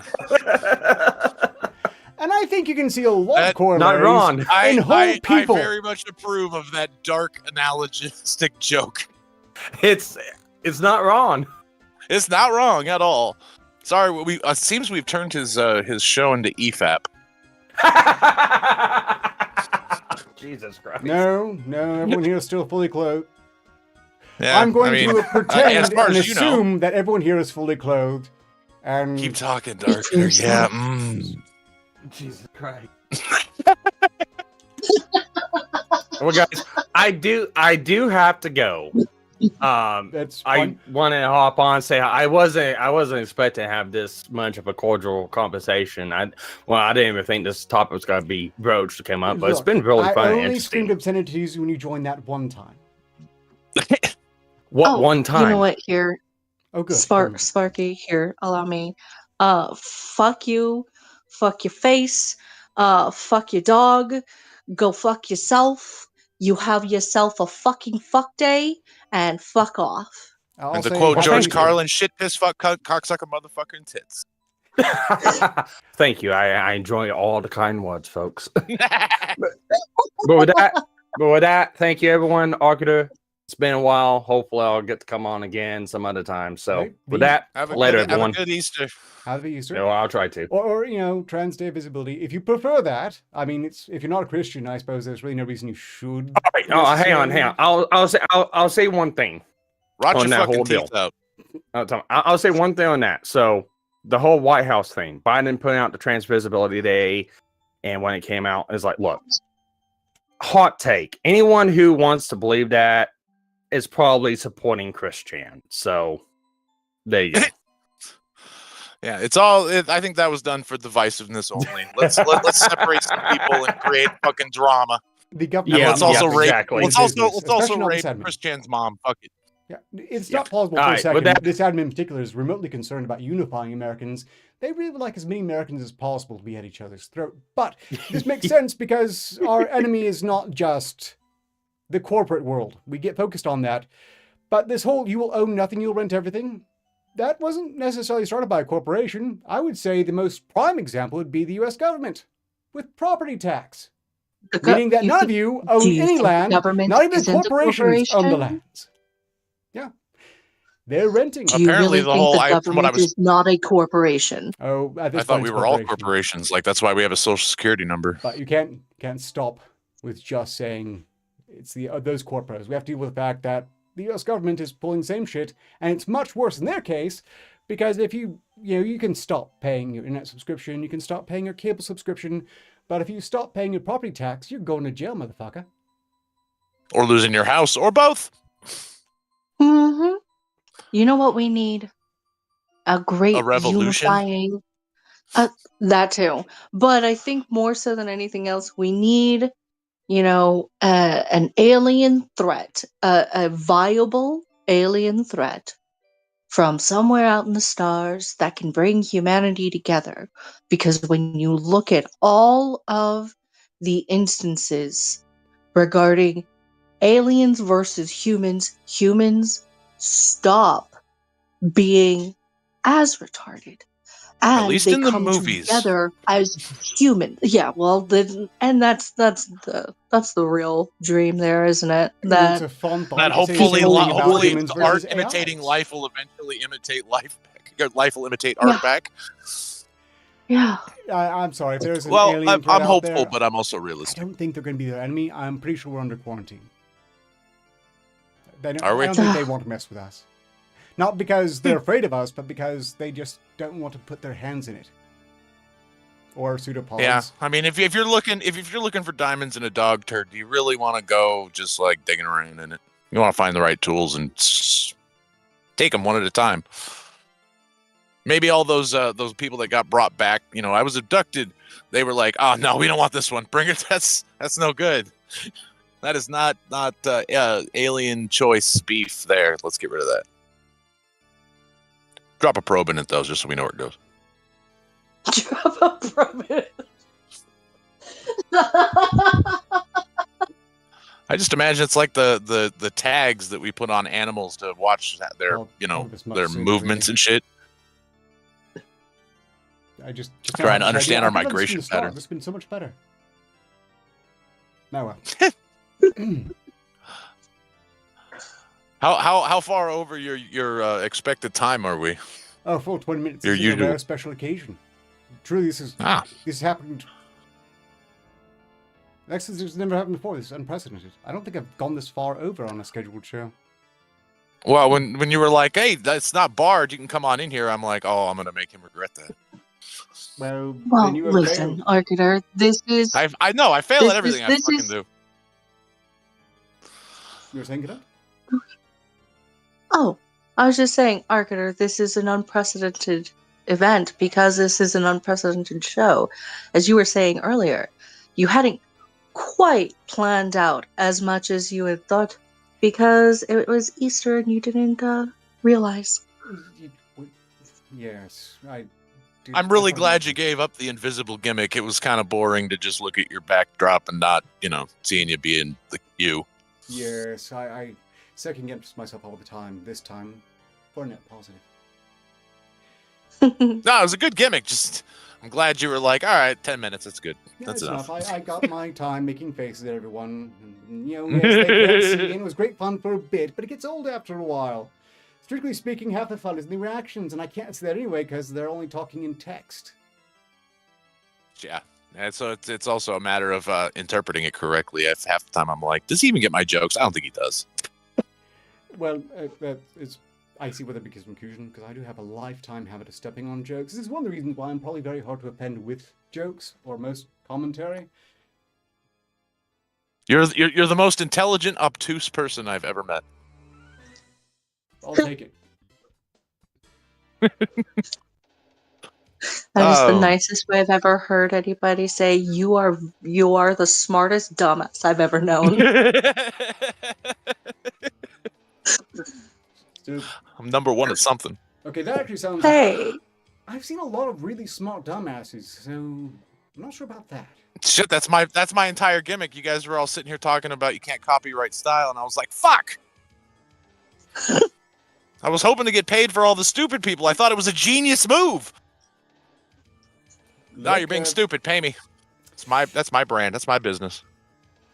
If I had my way, everything breaks apart into 1,000 small island nations all trying over again, at which point I suppose you can take hold of your own little commune, build a cult, and see how long it lasts before you get lynched. Yeah, that's one of the reasons why whenever it comes to diversifying myself, anyone who wants to, they're like, oh, what kind of metals do you get? You silver, gold? No, I buy lead and fucking guns, because if shit goes down, I can just take people's gold and silver at that point. Yeah. to be the horrible person, I'm not worried about being lynched because my skin's not dark enough. Oh, Jesus. If you say the wrong shit, you still might get lynched just for no, they'll crucify you. That's white people torture. That's crucifixion. Hold on, nothing about lynching That's requires not skin even- tone. That's And in not the modern even white climate, people torture necessarily. A white people torture would be like a blood eagle and some shit. Yeah, well, and Guillotine. to be fair, because of your skin tone and your gender, we'd probably just light you on fire, because that's been historically what we do to white women. No, that's only in Europe. yeah, the witch hunt. I mean, we tried to do it here for a while. It just never really took on. I thought we didn't have the imagination. I'm sorry, And but I also I'm can't I'm see. white. I don't think if they're roving gangs lynch people based upon skin color, I do not see it as being even the old boogeyman of the clan, because I'm seeing a lot of skin-based hate out there. It's not typically coming from the whiteys. They're mostly just obnoxious. Yeah, I've seen some, but in terms of the ones who the ones who aren't doing it to be like, oh, I'm trolling, look at my edge. The ones who are being sincere about how much they fucking hate people based upon a skin tone, it is coming bulk from one direction. Well, the balance. And it's There's fine. always a I'm of balance. the opinion you're allowed to hate people for any stupid reason you want to. It shouldn't be outlawed to dislike somebody for stupid things, because then I'm in deep shit for liking or disliking movies that other people like for the hipsterest reasons I can think of. Yes, everyone should have a right to be wrong. I mean, I've come to Exactly. the fact that a lot of people have opinions that do not match mine. Daryl Davis is I one of my kind of favorite mistaken. fucking human beings ever. I've been hearing some things about that have made me question the mythology of Daryl Davis, but I really hope Also, there's some sincerity to him. Yes, it is a good I mean, example. the fact. Well, here's the thing: if it's let's say worst case scenario, it's a grift that was all made up. The messaging's still fucking solid.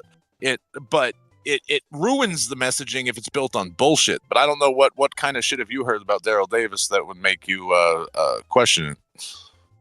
I don't. I haven't have followed the that closely. time to look.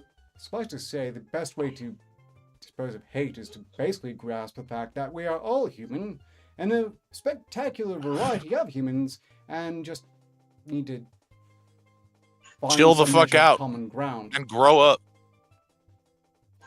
We have to The recognize thing differences about and adapt to differences. Yeah, and stop getting upset about what, because all words are sounds we make that we've decided have meaning. So if you don't like the sound of a word, ignore it like any other word you don't like. Oh, yes. But we've been engineered to handle every way but that rationally. Even I freely admit, I have been thoroughly programmed. I cannot comfortably say the dreaded N-word. Well, why not? Because I don't want to. Is it because you're afraid of the backlash, or does the word itself? The word is so deeply, the whole implications of the word are so deeply ingrained in me that it is uncomfortable to formulate it. And I also am acutely aware of how viciously it gets weaponized. Oh yeah, well, Moist. part of that is because of that reaction. It's one of the few things that Louis C.K. that was absolutely profound when he said that, when you say the N word, you're making me think the word you're meaning to say. If you're Okay, gonna that I say have shitty no words, shame take whatsoever. responsibility for the shitty words you want to say, and just say nigger and get it over with. Because bottom line is, no matter if you say N word or the whole word, people are thinking it. Okay, well, then they can take it up with themselves, and if they want to cancel themselves for hearing that word in their own head because I said the N-word, they're But film it. my point is that weaponization comes from that instinct to avoid it because of backlash. Yes.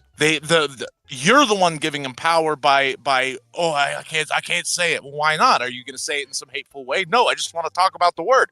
Then you should have nothing to worry about. But Emphasis on should. unfortunately, I'm not the one thus programmed, and thus I do have something to worry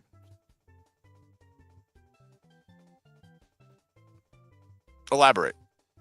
I mean that you can say such freely and be right to do so, still have your ass canceled. Oh yeah, but that's the risk you take. It's one of those. In order to deprogram people, it has to be the same thing that Biden just did with the trans visibility thing. As much as I think it's more about creating division between people, their marketing is actually accurate, which is if you normalize something to the point that people are comfortable saying it, it loses all its power. Correct. Well, that is not one of the struggles I'm choosing to take on. Fair enough. I object to the programming. That's where I do. I handle things in vague ways. It's the way I think about things. It's why I think about how when they say. Well, the fact of the matter is, you're also not that filthy mouthed anyway, so you don't say that shit anyway. No, I pride myself on civility, and I believe I have great faith that I think I've proven out in being able to express my contempt, disgust, disdain, outright loathing for individuals without needing to rely upon any of the terms ostensibly associated with vulgarity or naughty no-no words. I'm pretty sure I can let someone know that I would happily watch them choke to death on blood in front of me without having to use a single four-letter word. They're still fun to say, though, so, call me a cunt. I don't people care. saying that. Not mine. Actually, one of my favorite words is cunt. I love that word. And part of that was because my mom fucking hated it. So for the longest time, I could get away with shit, motherfucker, cocksucker, any swear word. But the moment cunt started coming out of my mouth, that bitch would slap me. That's, again, a matter of selective programming. We've all been trained in our own ways. But I'm like, I hang out with too many Australian people. How can I not say it? It's like, I'm enriching myself in their culture. Basically punctuation for them. And that's reasonable. I would never scold yes. them. It's why I know, don't really. I don't one get on you for not swearing. It's just it's one of those. I would never expect you to say the word in the first place because it's just you never go that direction. So it would it's almost out of place for you even to talk about the word itself, short of a freedom of speech kind of thing, which you kind of undercut your own principle by not saying it. Well, I maintain the freedom to say it. I'm just choosing not to, even if I recognize part of the reason I'm choosing not to is because I have been heavily programmed against it.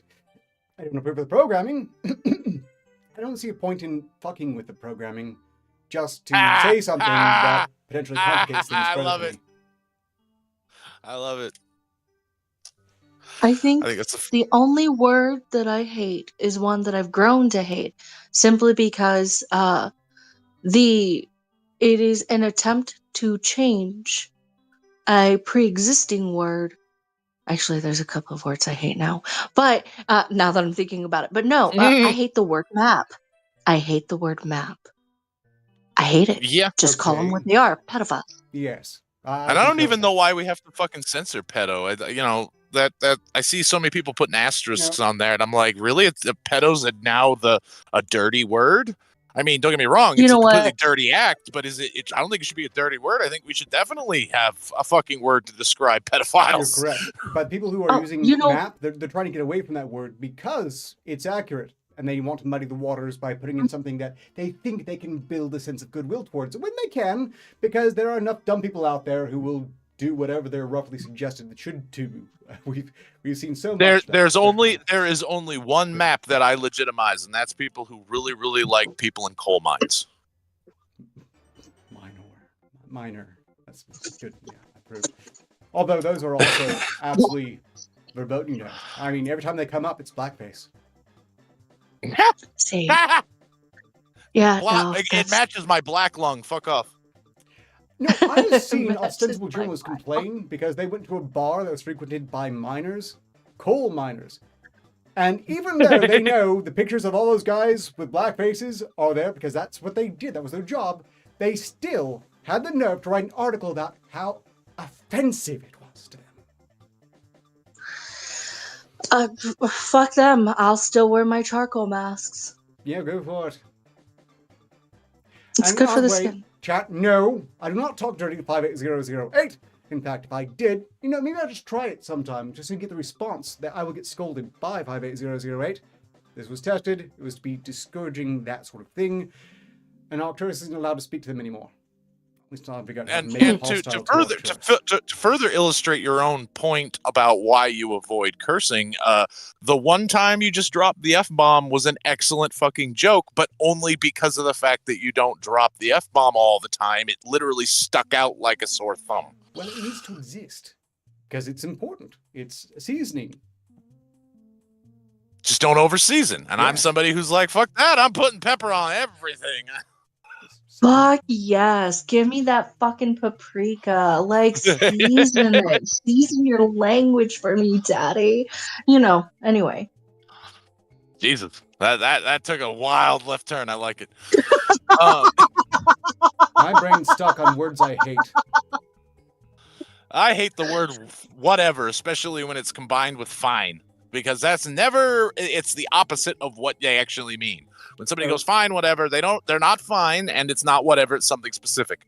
Okay, I realized the word I hate most. It took a while to register. I now officially hate the word literally. They've made me hate. He literally hates it. I objectively hate the word literally. He is literally seething with hatred right now. I'm objectively seething. He would much rather me say the N-word a bunch than literally this literal word. No. I am programmed against saying it. I am not programmed against hearing it. So, yes, actually, that would bother me significantly less than someone still using that word after they changed the definition to render literally, objectively meaningless. Figuratively speaking, I can understand what you mean. So what are your feelings, all three of your feelings, if BGC is still here, on the words Latinx and... It's not a word. It's a slur, as So far as I can tell. thanks. It's not a word. I don't recognize it as a word. I recognize it as somebody had a fucking typo and just was like, "No, I meant to do that. We're doing that now." Ah. No, see, if it was a What typo, about it'd be so much better. neopronouns? That is engineered. Neo what? Pronouns. I still can't understand what the Neo- fuck you're saying. What? Neopronouns. Oh, Now, those are made neopronouns. up words, often on the spot, by whoever's trying to take it seriously. And if they insist I take them seriously, I will just invent new pronouns for them, which will have equal validity because, well, if you make it up, why Well- can't I? Well, the pronouns in bio kind of thing. As long if it's he, she, whatever, that doesn't bother me too much. Mainly because some people, it's like, what are you? there are times where I'm looking at a Twitter account going, oh shit, coin flip. So But neopronouns are when they X out like vowels. the first letter of regular pronouns, such as like she, her. They'll put Z or G. I don't know how you would pronounce it. I've seen Giger or Gigem, that. etc. It sounds like a seizure is pretty apt. I'm against it, but at the same time, it's if I'm in a one-on-one conversation with somebody that I'm actually trying to make a conversation with, try to find something I'll usually go along with it until I'm like, oh, okay, so you're just a propaganda machine, so never mind then. Well, I'm not a person who advocates for needless hostility. By the way, Mitch Benton, did you want to respond to that? I just make sure you have an opportunity to do so if you're so inclined, because you are there still. I'm going to assume your silence indicates... Take that as a no. When it comes to neopronouns, I'm all for civility. Strictly speaking, if they can handle the fact that I don't feel compelled to take them seriously, then we're probably going to be just fine. Yeah, for the most part, as long as they're not trying to censor my words, I won't bother. If you want to make up your own words and be, it's kind of a meme now, but if you want to call yourself an attack helicopter, as long as we're in a civil discussion where we're not controlling each other's speech, you can call yourself whatever the fuck you want. I don't care. Yeah. We'll talk ideas, but your identity is probably the least interesting thing about you. I'm more interested in how you think and how you look at the world. Although I have to say, those established pronouns would imply that view is probably going to have very little practical relevance. Besides of Like I said, it's giant not very waving red interesting. flags. I think personally I think it's a response, kind of, whether natural or like created artificially, to people being taught that they're special growing up and realizing later that they're not, so they created a whole new way to be special. Invent I'm a new gender, I'm a new this, I'm gonna change from one gender to another, I'm attracted to deer. At this point, everybody wants to be so different that they're carving out a box for themselves in whatever way they can. And some of it's grift and some of it's probably real, even if I would call it probably a mental illness. Desperation for Well- attention, a feeling of insignificance with a sort of And it's self-pitying okay. thing, the Everybody application has of that labels. fear. Everybody has that fear of feeling insignificant. It's part of being alive. We're not here very long, and we're a tiny blip in a giant fucking gas. So yeah, you are insignificant except to the people that matter to you. That's the whole human connection element. Go find some people to connect to, and you'll find a lot more significance in your life. Certainly more than whatever pronouns you've decided to come up with yourself. Sorry, you're saying, Cadet? I think Oh, it's okay. I believe. Don't quote me on this, or do, either way. If I'm right, quote me on this. If I'm incorrect, then ignore what I'm about to say. But I believe that the whole point of, say, putting one's pronouns in their bios kind of thing, I believe that what that was it's supposed to be a pre what's the word? I just had it in my head. An effort normalization. But it's supposed to help prevent using or referring to somebody in the wrong way. Going back to the transgender. If you're having a discussion with someone online, like via typing, and they have, some basic kind of picture that doesn't necessarily show whether it's a female or a male, or Send me a dick even if it pic, does have a woman. picture and it's difficult to So you don't ask them the wrong pics then. tell. Like it's just one of those where I do believe that having the pronouns in the bio initially started as no, I'm she, her. If I you're can talking believe- about look me, I look at it like they're Sure. showing their pass for whatever club they're in. I can believe it can ostensibly And- be an effort to provide courtesy in that point. I don't see the sense of it, though, because if you don't pass when all you have is an image that doesn't even look like you, why should insisting you are such help? This is why when it comes to people on the internet, I have been in the habit for the longest time, years. I suppose if we went through my Twitter history, you could probably find some evidence that when I'm dealing with someone on the internet who I don't know very well, I typically refer to them as they. Why? Because I don't know. I don't even necessarily care what they say. They might be lying. Mm-hmm. Yeah. But and furthermore, it doesn't think matter. that's how Everyone's given a mask. They can speak freely, judge them on the content of the words. Why do you need to know what their skin color is, what's between their legs, and where they want to stick it? Again, I think that it was just more along the lines of that's how it started, was to just make sure that, no, if you're going to talk about me, at least don't call me a dude, or don't say he, or whatever along those lines. And then it started to be, well, if you are an ally, you will also put your pronouns in your bio, so that this way it's not a signifier that makes those It's a of lot us like who are it's like a gang transitioning tattoo in a stand way. out. Oh, well, in that case, I hate it even Almost. more. The way I look at it, it's one of the guiding principles that I've had for years is I refuse to be in any club that would have me as a member. That's a Groucho Marx joke, but that's kept me out of so much trouble. Cults, because bottom line is, if you want me in your club, I question your judgment a little bit. Well, I'm perhaps not quite that self-nihilistic, but rather, But joining clubs, elite groups, comes with expectations, obligations, and things that most people typically don't need, especially me. I don't. I have loyalty to people who either earn it through action direct to me, or through ideas in which they share. Anything else becomes, like contractual, like I'm signing a TOS, but with social issues, and I'm not into that. I respect individuals. I listen to individuals. I do not adhere to a banner or a group. And unfortunately, more people are speaking in banners and rhetoric than they are speaking their individual ideas, because they don't have them.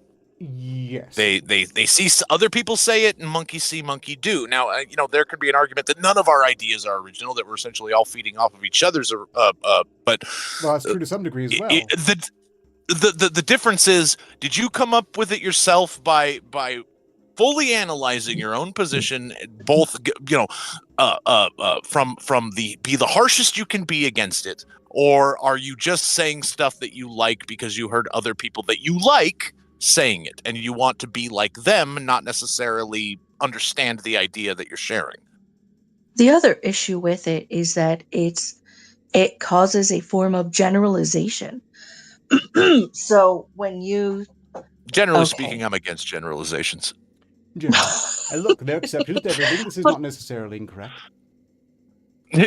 So if you look at the LGB community, just the community as a whole, There we go. you can That's look another at thing them I'm and not- look at those who are, yes, communities. And when people put themselves under that whole banner of a community, you can look at them and you can either just be like, right, that's your entire personality, and you are just like the rest of them.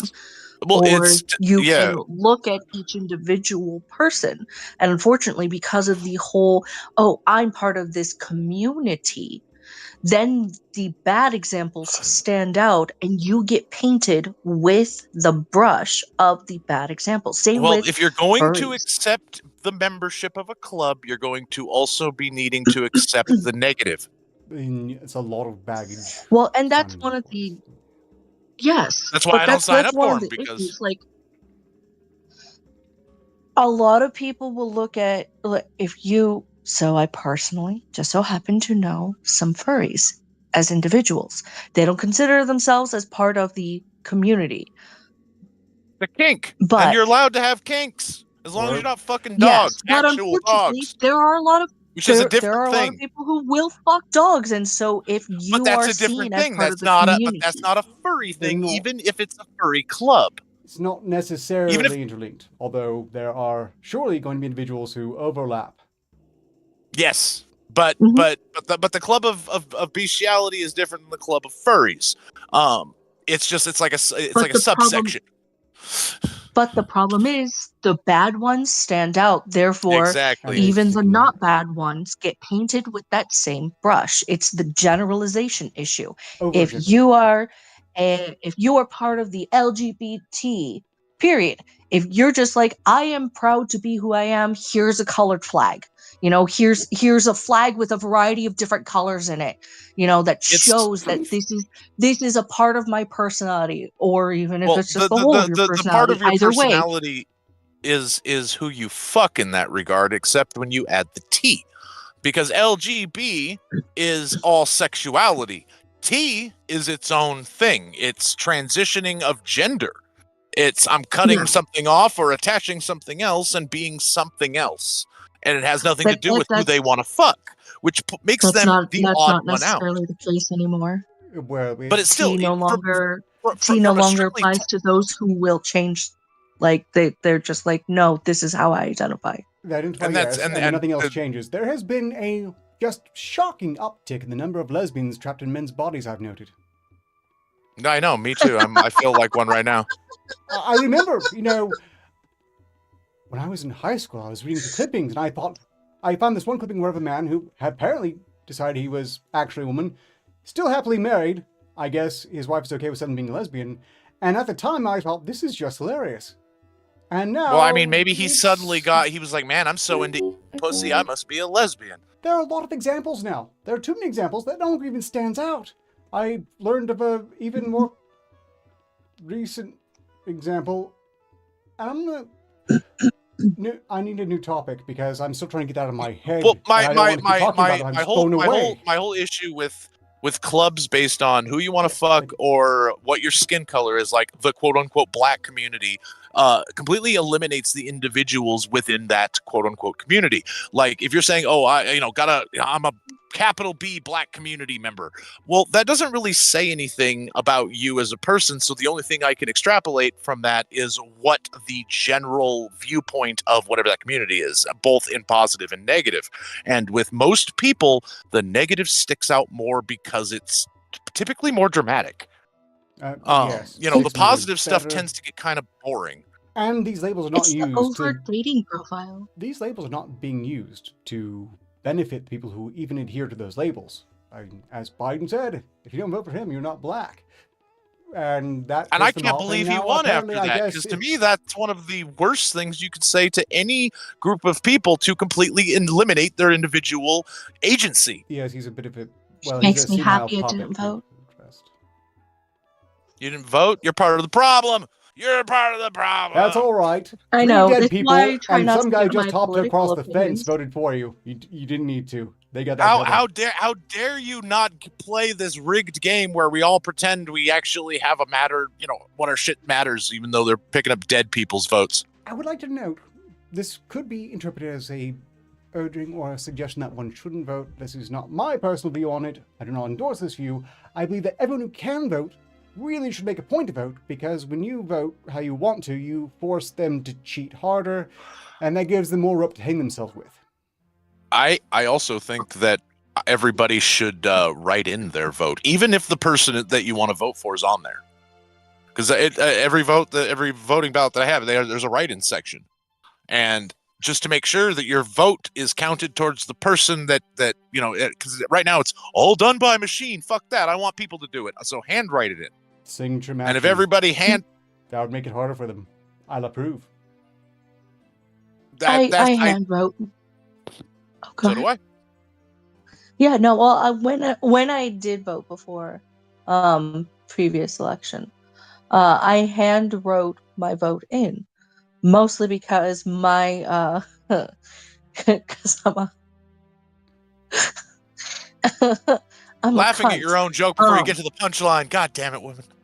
Sorry, don't judge. No, I'm just laughing at my own snarkiness, because I'm a cunt.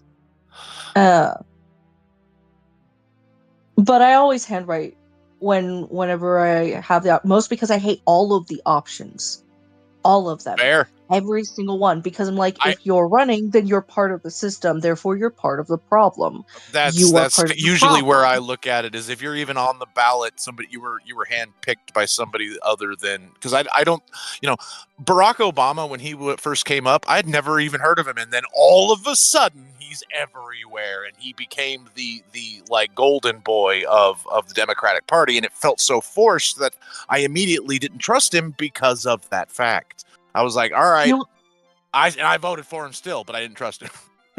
I'm gonna vote for Arketer this time around. I think that might be fun. I don't think that'll count. I think you'd actually have to write in his real fucking name. Oh, well then I'll vote Magog because I actually know his name. Hey, dude, I think that motherfucker, for all his faults, he'd probably make some positive changes, if not make it a lot more funnier. The bar is so low that it's guaranteed. Well, here's one of the things that I had always my dad had, he was kind of a ripoff of his because he wanted volleyball rules with people in power and people who had no power, which is every few years rotate. So you poor people in with now they're rich, and then the rich people have to go live like they're poor. But that would be a little bit too much government control from my viewpoint. My thought was, how about Ed? When you get to a certain corruption point where we all have to get to vote of no confidence, every politician gets fired and replaced at random by like lottery. And I bet you we'd have better results with fucking morons that were picked at random. Some gas station guy is a fucking president. I'm actually okay with that idea, mostly because I think that Congress and Senate should definitely have term limits, and they don't. Especially I've never understood why they don't. Remember that makes no what sense I to me. said about cells trying to live forever? They're cancer. Sir. Literally cancer.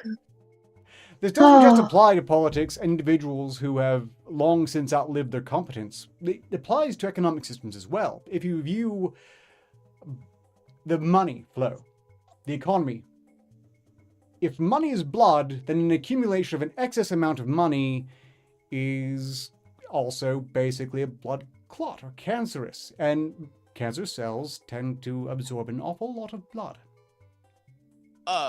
You're true. Here was another idea I had that I thought would at least it would improve the engagement with like political speeches. Is whenever a politician goes up to give a political speech, part of it is they have to put on a shock collar that everybody has an app to. That when they reach a certain level of where enough people think they're lying, they start getting like randomly zapped, and the more people think they lie, the more shocked they get until they can't even speak. Oh, well, they would never complete a sentence again. TV. I would be plenty happy with that result. But will you have a non-binary name your staff? TC Rogue wants to know.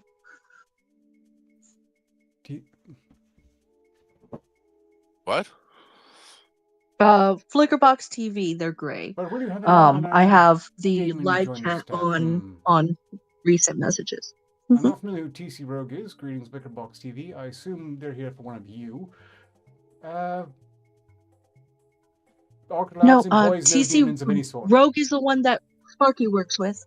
Oh, well, you missed Sparky. And greetings, the British are coming, and Assassin the Grey.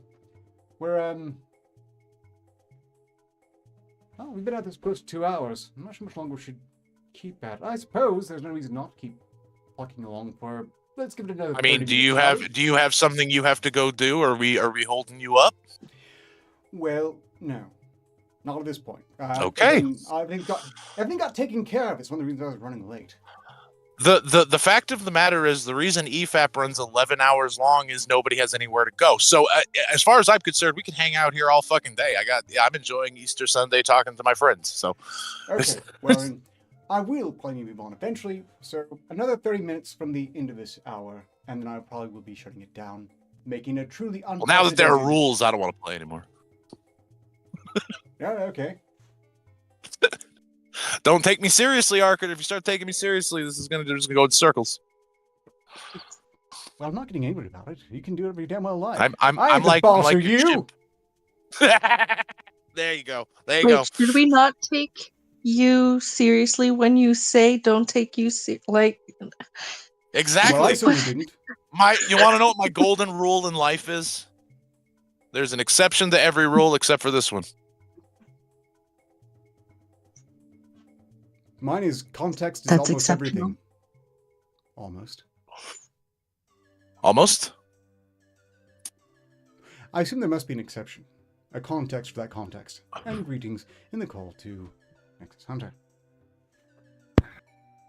Yo. Yeah, when it comes down to it, the biggest corruption problem has to do with the fact that when you get to a certain success point, you start looking down on people who are not successful. Like, what are you doing wrong? Failing to remember that part of what makes most people successful is a combination of, yes, skill, but right place, right time, and knowing the right people. Nexus, real quick, your sound. I thought I heard you tried to say hello, and your box had lit. Nice box. He was a bit faint. But it had lit up. But I did not hear you very well, so I think you may need to check your vocal settings if possible. Or just Or I sit need to out. shut up and.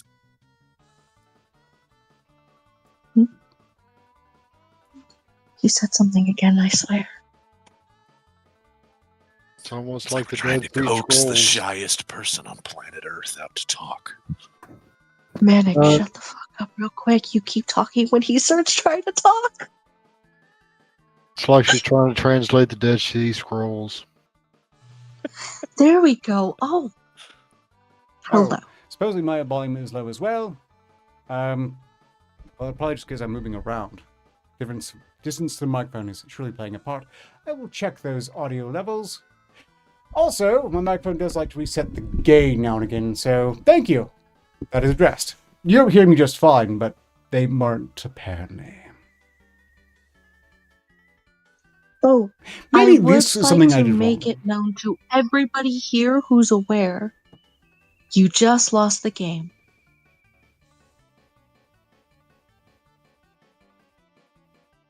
What would I have won? There's no winning. It's the game. Oh, I'm old. Shut up. This was my entertainment back when I was young. Am I allowed to talk now, or do I Darn. still have to shut the fuck up? yes. Oh, no. You're allowed to talk. I apologize. I just needed you to be quiet. Are for you a moment. taking me seriously again? God damn it! God damn it! Who I takes can't Manic help it. seriously? I'll take you seriously. Oh, I'm sorry.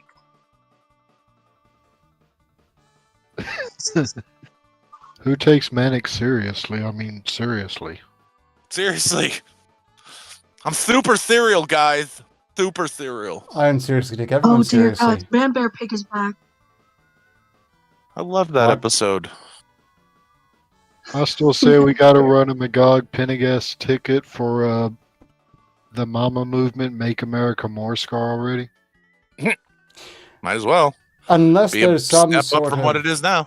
look, unless there's some sort of colossal corruption incident where the voting programs get the wrong name put in that just happens to be Magog's real name, which was in a pretty good Robin Williams-based comedy political thriller. That's not happening. I would still vote for him. Well, he won't be able to get enough votes, but I'm still going to probably vote for him in the hopes that one of these days, he might actually win, and then it'll be under the demand that every address that he gives is in full costume. The robe, the contacts, the makeup, all of it. All of it. All of Didn't it. he just Okay. get done talking about how much crippling pain he is in just standing there for a few minutes doing, like, talking to Arcturus and Which is a painful Pendergast. experience, to be fair.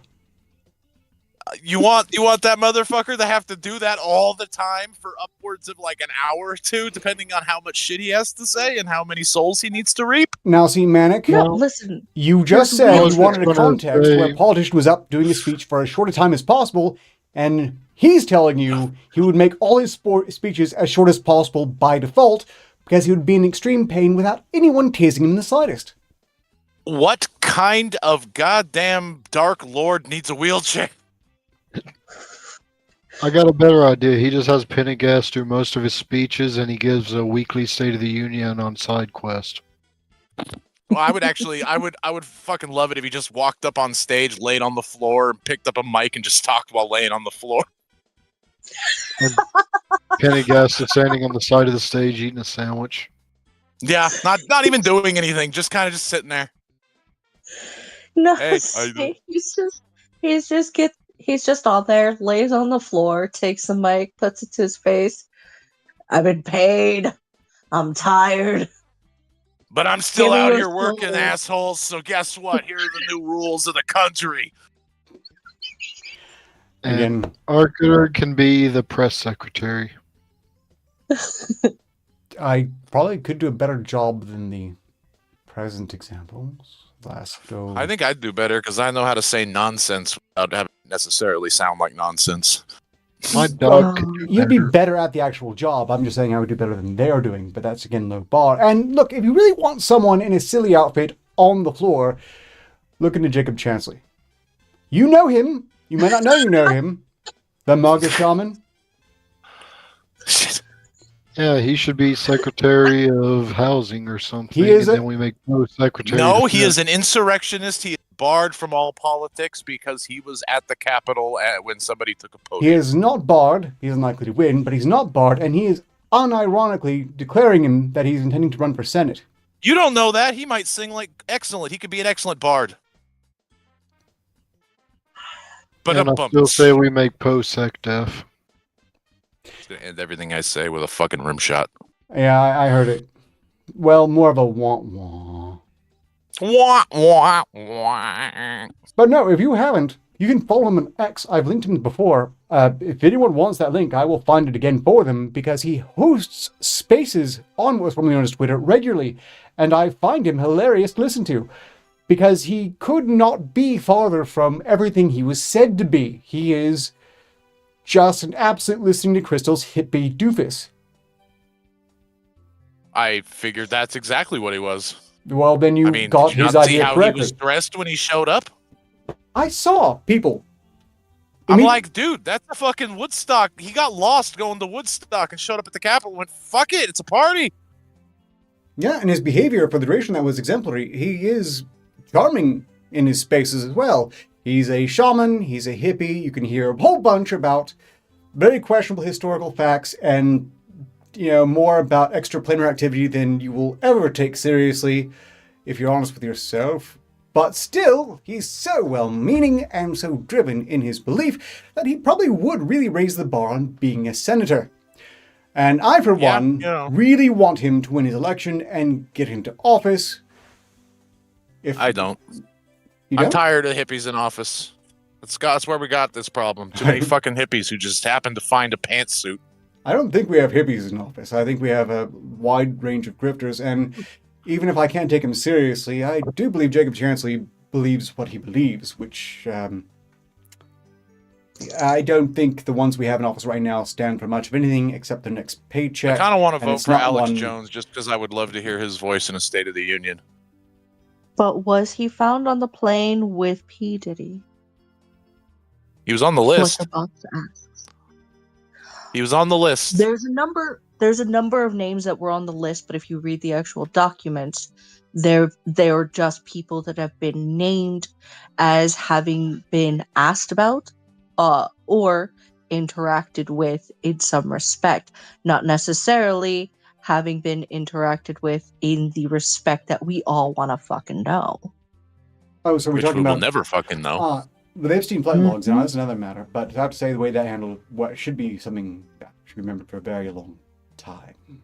Also, the fact that he did not kill himself, it is not remotely possibly killed himself, and one should mark down the ostensible respect one has for the intellect of anyone who will tell you with a straight face he killed himself. That's the one thing. He killed himself. Mark Ha! down. Literally killed himself. Oh, Ah. oh, Manic, are you a Mac now? Oh, fuck you. And that word too. But on a serious note, if you're still alive, I'd say Gilbert Gottfried for president. Shit, I'd dig his ass up and fucking just prop him up there and have somebody who can do a pretty decent Gilbert Gottfried impression. That'd work. You'd be more lively You than know Biden. what? Everybody around here sucks. You know, if we get a proper 9/11 overlord, was an inside job. maybe they'll see fit to use that voice. Why not? They can have any voice they want. Or how about the guy from Princess Bride? This country is inconceivable. Oh, okay. I was gonna be like, which one? There's a number of guys from The Princess Bride. All Well, of whom would, unfortunately, Andre the Giant is long dead, even though I think he would be a fantastic president because he would just pick up other politicians and fling them across the room. no, he's I don't far too like nice what a you guy said. to do that. I think there's just not enough Next, violence in Congress. That's my thing. I'll still say political elections should be run by two candidates step into a ring and knife fight. Nah. Or here's nah, alternatively, make it two candidates step into a ring and play Russian roulette, and the person who lives gets to be whatever the position is. I vote for the presidential elections and actually all elective processes be done via reality TV. No, Like there's Survivor. plenty. I Make disagree. them- Too much reality make them TV. go through. No. You make them go through challenges. If one of them wins, they get to go ahead and have an immunity for the next chance for the vote. And All right. instead of it them being voting for each other, they also have to, at the very least, work one minimum wage job and see how they fucking survive in the world off of that. But All right. I will compromise with this. If the reality show is done by the same guy, Kramer from Saw, I'm on board. and it's Fear Factor style. If they can pull a fucking bear trap off of their skull, they deserve to be president. I'm actually going to be more aligned with Nexus Hunter on this one. Strictly speaking, if we had at least one even wrestling match, that would probably do a lot to keep these ancient relics from seizing office, and much less staying in. I mean, who couldn't take Biden in a slap fight? Now I just want I'm to pretty see. sure Biden wouldn't show up because he wouldn't know where to go. Again, Now I just No, want to see listen. Biden versus Brock Lesnar. Let's. I'm not even going to bother when it comes to Biden because it is very clear that is an elderly figure who is being used by a bunch of these fuckwits that are part of I his have no quote-unquote sympathy cabinet. for him because he has been used by a bunch of fuckwits for his entire career. That's literally Joe Biden's he's been selling job. himself his entire life. Yeah, but it's one of those where I'm not going. He just to go forgot he's a ahead and, puppet. like, I'm not going to worry about him or necessarily even try and put the blame on him because Oh yes, this I concur. It's not possibly dresses himself. I genuinely don't believe that he knows better. I'll Well, blame Joe Biden. I don't think he ever cared if he did know better, but no, we can't really say he's calling the shots. Again, it's not possible he's dressing himself. I do get annoyed every time someone says I should be angry at him. No, I'm angry at people who are pulling the strings. I'm annoyed he's been complicit his entire life, but at this point his accountability is negligible. I don't think he necessarily always remembers where he is or what he's supposed to be doing, nor does he apparently need to. I mean, he's only occupying the Oval Office, that completely trivial position in the United States government. Who cares? Can I be president? Because I can probably do at least as dumb a job as he's doing. I think he would. All right, I vote for Manic. There we go. The bar Vote is for a low. crazy person that actually just tells everybody, hey, I'm fucking nuts, you know. For one change, What you see is what you get. I can't see any sort of situation where we'd have something as productive as any sort of wrestling match between presidential candidates just to ensure they're fit enough to take office. I could see, and this won't happen either, barring any lifetime politician from ever being president. I think if we could do that much, we might see some real improvement. I can agree, and there needs to be some form of performance review. Shot caller. People get performance reviewed every year. Ostensibly, the presidents do as well, and approval ratings, economic reports. But in this case, they don't care. That's one of the things that that's one of the best things about Trump. I mean, what you might say about him, he did care. He is concerned with his image. Biden is too far gone to give a shit about his image anymore. Yeah, I can agree with that. I can't remember who's posted it, but they had mentioned that I forgot what I was going to say. Never mind. That's what I get for smoking weed while I'm talking to you guys. By the way, hi Tom Leach. Every politician below 50% approval rating should have to play five-finger fillet for every speech they give. I agree. Rusty Cage for president. We need another Vlad the Impaler. That's what we need. Except he needs to focus on Congress and not like wherever the fuck he's at.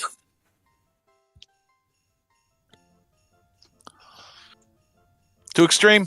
All right, fair enough. No, I just finding more plausible than the rest of the ideas. And I don't trust anyone who's putting people on spikes to only put the people who deserve to be on spikes on spikes. Goes back to Gandalf, you know. Some people alive deserve death, and some people who are dead deserve life. Can you give it to them? No.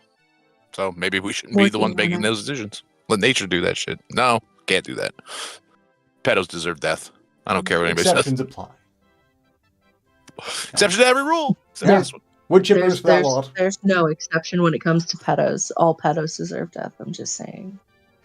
Yep, strictly there's speaking. a lot of people who are like, oh no, I'm attracted to children, but I've never done anything. I'm like, you're lying.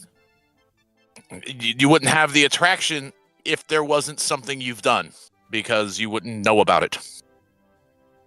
I'm attracted to children, but I've never done anything, and I wouldn't do anything. All right, we'll make sure that you don't ever do anything. Well, hey, if you're not doing anything, you don't need that genital area at all, because you're not doing anything with it, you know. Just saying. Here. Just take these 2 pills. Yes, I know they're 12-gauge slugs, but just take these 2 Jesus. pills. I'm glad I'm not the only extremist in this fucking stream. Well, then you don't. When it comes, you don't tell them you're giving them pills. You tell them you're giving them thing as extremism. What was that? With 12-gauge slugs, you don't tell them you're giving them pills. You tell them you're giving them the Royal Kurt Cobain treatment. Yeah, I don't think they can be falling for that. Look, I do have a measure of nuance in myself. But strictly speaking, if someone has that sort of mental issue, and there are a lot of people who have been badly treated as children who develop issues like that. That's fine if they are self-aware to recognize that's a problem, that's a disease in their head, and take great effort to remove themselves from any potential furthering of the crime that made them that way, then I don't technically have an issue with them. And they aren't technically a pedophile, they're just someone with brain problems. But once they do cross that line, wood chipper I think across the board. pedophile should be a term that is used for people who have done actionable offenses of pedophilia, not just somebody who happens to think some way. At which point, wood chippers uniformly, or worse. No, I'm good with wood chipper. Wood chipper's good, boring. You human soup. It's easy to clean up. I mean, I'm sure there are studies that can be done with crash test dummies that could be using other. I vote. Oral materials. I vote for 600 paper cuts, and then they get drowned in salt water. No, he prefers the slower method. That's fair. Let's bring human testing. Save the animals. We are animal rights activists. Don't do animal testing. Just use pedophiles. look, there's a way they can provide a net benefit in those contexts. So, that they don't just have to be mulch. Why can't they serve in other ways? And then once the product is complete, wood chipper. So long as it's thoroughly fatal, like instant declass. Mind you, this is a commonality. We all agree on this. That is the lowest of the low. This is why prisons, they don't have a very high survival rate. Good. Because even the criminals who are absolutely willing to absolutely kill someone else on the spot still go, no, that's so much worse. I now have a virtuous target in which to let my bloodlust out. It's an immediate net positive. I honestly say inmates that kill pedos should be given a early bail or at least a partial pardon. Yeah, they did a public service. Yeah, pretty much. Mind you, the fact that this is to... a point of commonality is one He had some of the best behavior. He knocked out like 17 fucking pedos in one fucking 5-year stretch. Maybe he should be president. I'm going to go ahead. Maybe he should be president. I would like to direct everybody's attention to Flickerbox TV's comment in the chat. Okay. Mostly because I laughed, and I am having issue trying to see the fallacy in their comment. We already have human testing. We call them trans. Well, yes, and presumably they. Yes, with those tests though, there's too many limits on it. We're talking about testing outside of what they'd call humane. And while they are certainly test cases, part of a booming transition industry, which should bother them immensely. I wish I could say that was the only example. We have a lot of ongoing medical tests, and a lot of test subjects who never signed up for it. Namely, everyone who took those stupid shots. This conversation has just made me suddenly aware of just how amazed I am at how quickly they're pushing for normalization of pedophilia. I mean, it's been going on for a while, but I've started to notice that it's been ramped up with even influencer people talking about the gray area of, well, what age is just a number until you're an adult. We have a legal line there for a reason, because that was where we all agreed that, okay, adult now. Yep. I got to remember with some of these influencers, when they get older, then all of a sudden age isn't just a number, because for instance, with some female influencers, they get up to their 30s, then they're pissed at guys in their 30s going after 20-year-old women. And considering the fact that a lot of these people in general, like overall people, it's not even just females anymore, it's also the males that are doing this. They will style themselves and put forth features to keep themselves looking more and more youthful to a degree. Avoiding mortality. Call that a new thing? Well, avoiding immortality is one thing. Avoiding any form of aging past the age of like 16 is another. And it's one of those where there are these influencers, so to speak, that, like, you know, they're like 30-year-old men who are trying to make themselves look 16. There are 40-year-old women who are trying to make themselves look 16, etc., etc., etc. Yes, and it's one thing to have naturally youthful features. That is a thing that does happen. But then to put forth an extensive amount of effort and products and surgeries even, and then on top of all of that, just to, getting rid of wrinkles, I'm not going to argue with that. Everybody's been trying to do that for a long time. Wanting to preserve some semblance of youth is one aspect. My hair's growing. But then you go ahead and you try and make yourself look like a 16-year-old child or a 14-year-old, little girl, and then you have yourself a bunch of explicitly sexual content, or you and of yourself and the way that you put yourself out there is explicitly sexual, that to me is just all part of the problem. Yeah, that what you just described is an actually a coordinated plan to scam, I'm guessing, children into, I'm 16, so clearly we're the same, even though that is an effort to be making for a specific purpose, as opposed to the general fear of aging that people have that you were describing, getting rid of wrinkles, dyeing your hair growth, makeup, plastic surgery. All those things are meant to avoid the reality that's coming. What you just described is somebody target market kind of thing. Yes, and that's I'm targeting a demographic, and you can tell that from a strategy because of they're going for a specific age demographic. Yeah, and that's the issue that I'm talking about, because I've actually had to worry a lot about my niece, who talking to people online teens, and who are they? Not even just that. The content that they absorb. The content she absorbs on a regular basis, and then the way that things are in junior highs and high schools, where it is a bunch of these children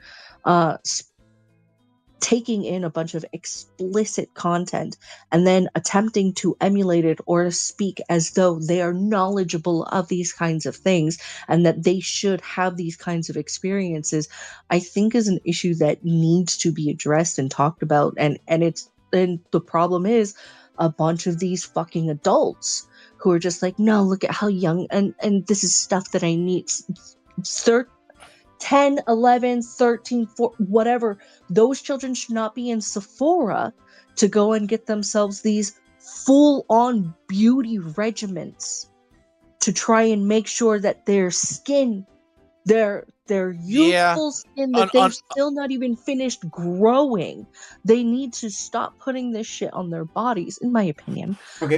They need to stop trying to dress themselves up and doll themselves up and then wear these skimpy little outfits because they think that, no, this is what I'm supposed to be doing because this is what's popular. This is what these adult influencers do. Are you a good aunt to your niece? Young and beautiful. Could you consider yourself a good aunt to your niece, teaching her things that you would say are morally accurate and building towards good character? I wouldn't speak on myself in such a manner, mostly because I think I'm a fairly bad influence because I'm a cunt. Well, that's not what I mean. Yeah, are you taking her down this path that you're describing, or trying to educate in your way? Why that is not necessarily a good thing, because I don't think this is necessarily a problem with the it gets really close to moral busybodying when we get into this. We got to stop this. No, I think that's parents and community and family's job, and that's where a lot of parents are failing, is they're not trying to raise a person to be a quality adult. They're trying to be their kid's friend way too early. One of the issues that there is, though, because this is an issue in every single generation, is at some point a child will rebel, grow around these social aspects that they're in. A kid will want to be accepted at school. They'll want to be accepted by their friends. They'll want to be accepted in an overall manner, and it won't necessarily matter what an adult or parental figure says. And that has not changed since the dawn of time. Yes, and I've made concerted efforts in regards to my niece, in regards to these behaviors and thought processes. Then you're doing the best you can, and more importantly, you gotta let kids make mistakes to learn from. But and this is one of the reasons why I'm on board with everybody who's just like, yeah, no, there's no such thing as a trans child. That's not something that they're going to be able to. That is an irreparable change that affects the rest of their life. So you need to make sure you're an adult who can make your own decisions on that, and that's you know what I mean. Yes, but they should be allowed to make their own mistakes. It's just you have to, as a parent, know when to be able to put your foot down. And unfortunately, a lot of the state has taken parents' ability to punish their kids in ways that would be applicable. You know, I'm somebody who I learned because of spanking, but I can understand how quickly that can turn into fucking physical abuse from a parent who has no self-control. And one of the other aspects of it that I'm more speaking on is there are these adults who should be more cognizant and aware of the things that they're putting in children's minds. Oh, I think they And are they aware. should take responsibility of their own behaviors and their own actions. And if they are actively doing so because they know kids are impressionable and they could probably make a good clean buck off of That these is children. precisely what they're doing. And also, the other thing to consider is one of the most common traits for people who feel powerless is to seek out power where they can get it. And children are easy targets to press your influence on, because Now, you can actually see the change happening in real time. to address a few things... I just want these people to take responsibility for their fucking bullshit. That's all. Yeah. I want them to be held accountable. What were you saying, Arketer? I don't know what the hell, Tom... Oh, wait, yes. We're talking about trans and kids argument. Yeah, quite frankly, the only argument for trans and kids boils down to aesthetics, and that is a really shit argument. That is actually a really disgusting argument that's pissed me off. But the whole topic really makes me quite angry. I want to try to move on from that and hopefully remember what I was trying to say just a second ago. Right. The society and complaining about what these grifters are doing. It's okay to, I think we should call them out for what they are, but the problem isn't going to be solved. You're not going to stop a predator by saying, you should stop doing this thing that's working out really well for you. At the same time, it doesn't pay to necessarily call on the government, because the government doesn't necessarily want to stop them either, especially if they're getting sufficient tax money. So it boils down to individual communities, individual parenting. You as an aunt should, as much as it sucks to be that almost overbearing, there needs to be some of that. Parents need to learn how to set up real fucking boundaries that matter with their kids. Again, my view is bottom-up control is best. And if the problem is going to be solved, it's not going to be solved by telling the government to step in. It's not going to be solved by even legislating. You can't legislate the grifters away. It's just not going to work out well. Especially with freedom of speech. And they should be allowed to speak, and we should be allowed to call out them out what they are, groomers and so on. And worse, predators, grifters, monsters, if so. But the only way that this really can be solved, the only way you really save kids, is by being involved in their lives and doing everything you can to help them choose more wisely. And luckily, there's also one other factor that is coming into play, and that has to do with oversaturation. When something becomes so popular and so it becomes boring, so to speak, they seek out other ways to be different. And this is one of the reasons why you're seeing a lot more quote-unquote conservative, whatever the hell that means, Republican kids coming out of high schools, because they're seeing how ridiculous people are getting, and they're not getting anywhere with it, and they don't like the people that they become. So they're having that natural pendulum swing back the other direction. So in that regard, the fact that it's being pushed so hard is almost to its own detriment. What I'm hoping for is a concerted group effort as an overall to hold some of these people accountable, because that's one of the things that I've realized is a lot of people won't take accountability, and nobody's holding them accountable. Because it's just a popular thing, and it's just and it's not. Well, that almost always just translates a popular thing. It's a detrimental popular thing. But that also is what ends up turning into mob violence, and that's just the reality of what you're describing. I vote for mob violence. Look, in context, there are some cases in which a mob really should be violent. I agree, and I actually I find your honesty 100% refreshing. The only problem is that the fact of the matter is there's a line somewhere where violence becomes acceptable, and as much as we all want to have the ideal, violence is never the answer, that's not a reality. Sometimes violence is the answer. It can be made necessary. And it's something to be avoided because, yes, the mob can be right at one moment, but once it gets rolling, it often doesn't know when to stop. French Revolution, for example. They killed they killed a lot more people than those who were actually responsible for the misery that started in the first place.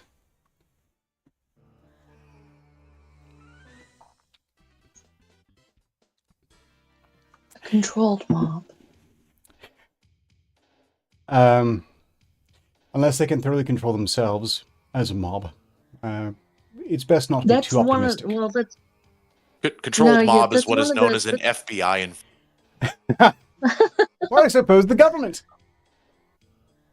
see one of the I think one of the big problems in that regard is the fact that when you have a mob, if one person can incite that mob towards a directive and then incite that mob towards another and then another and then another, and it's all about it's not that difficult once you get people together to get that mob mentality.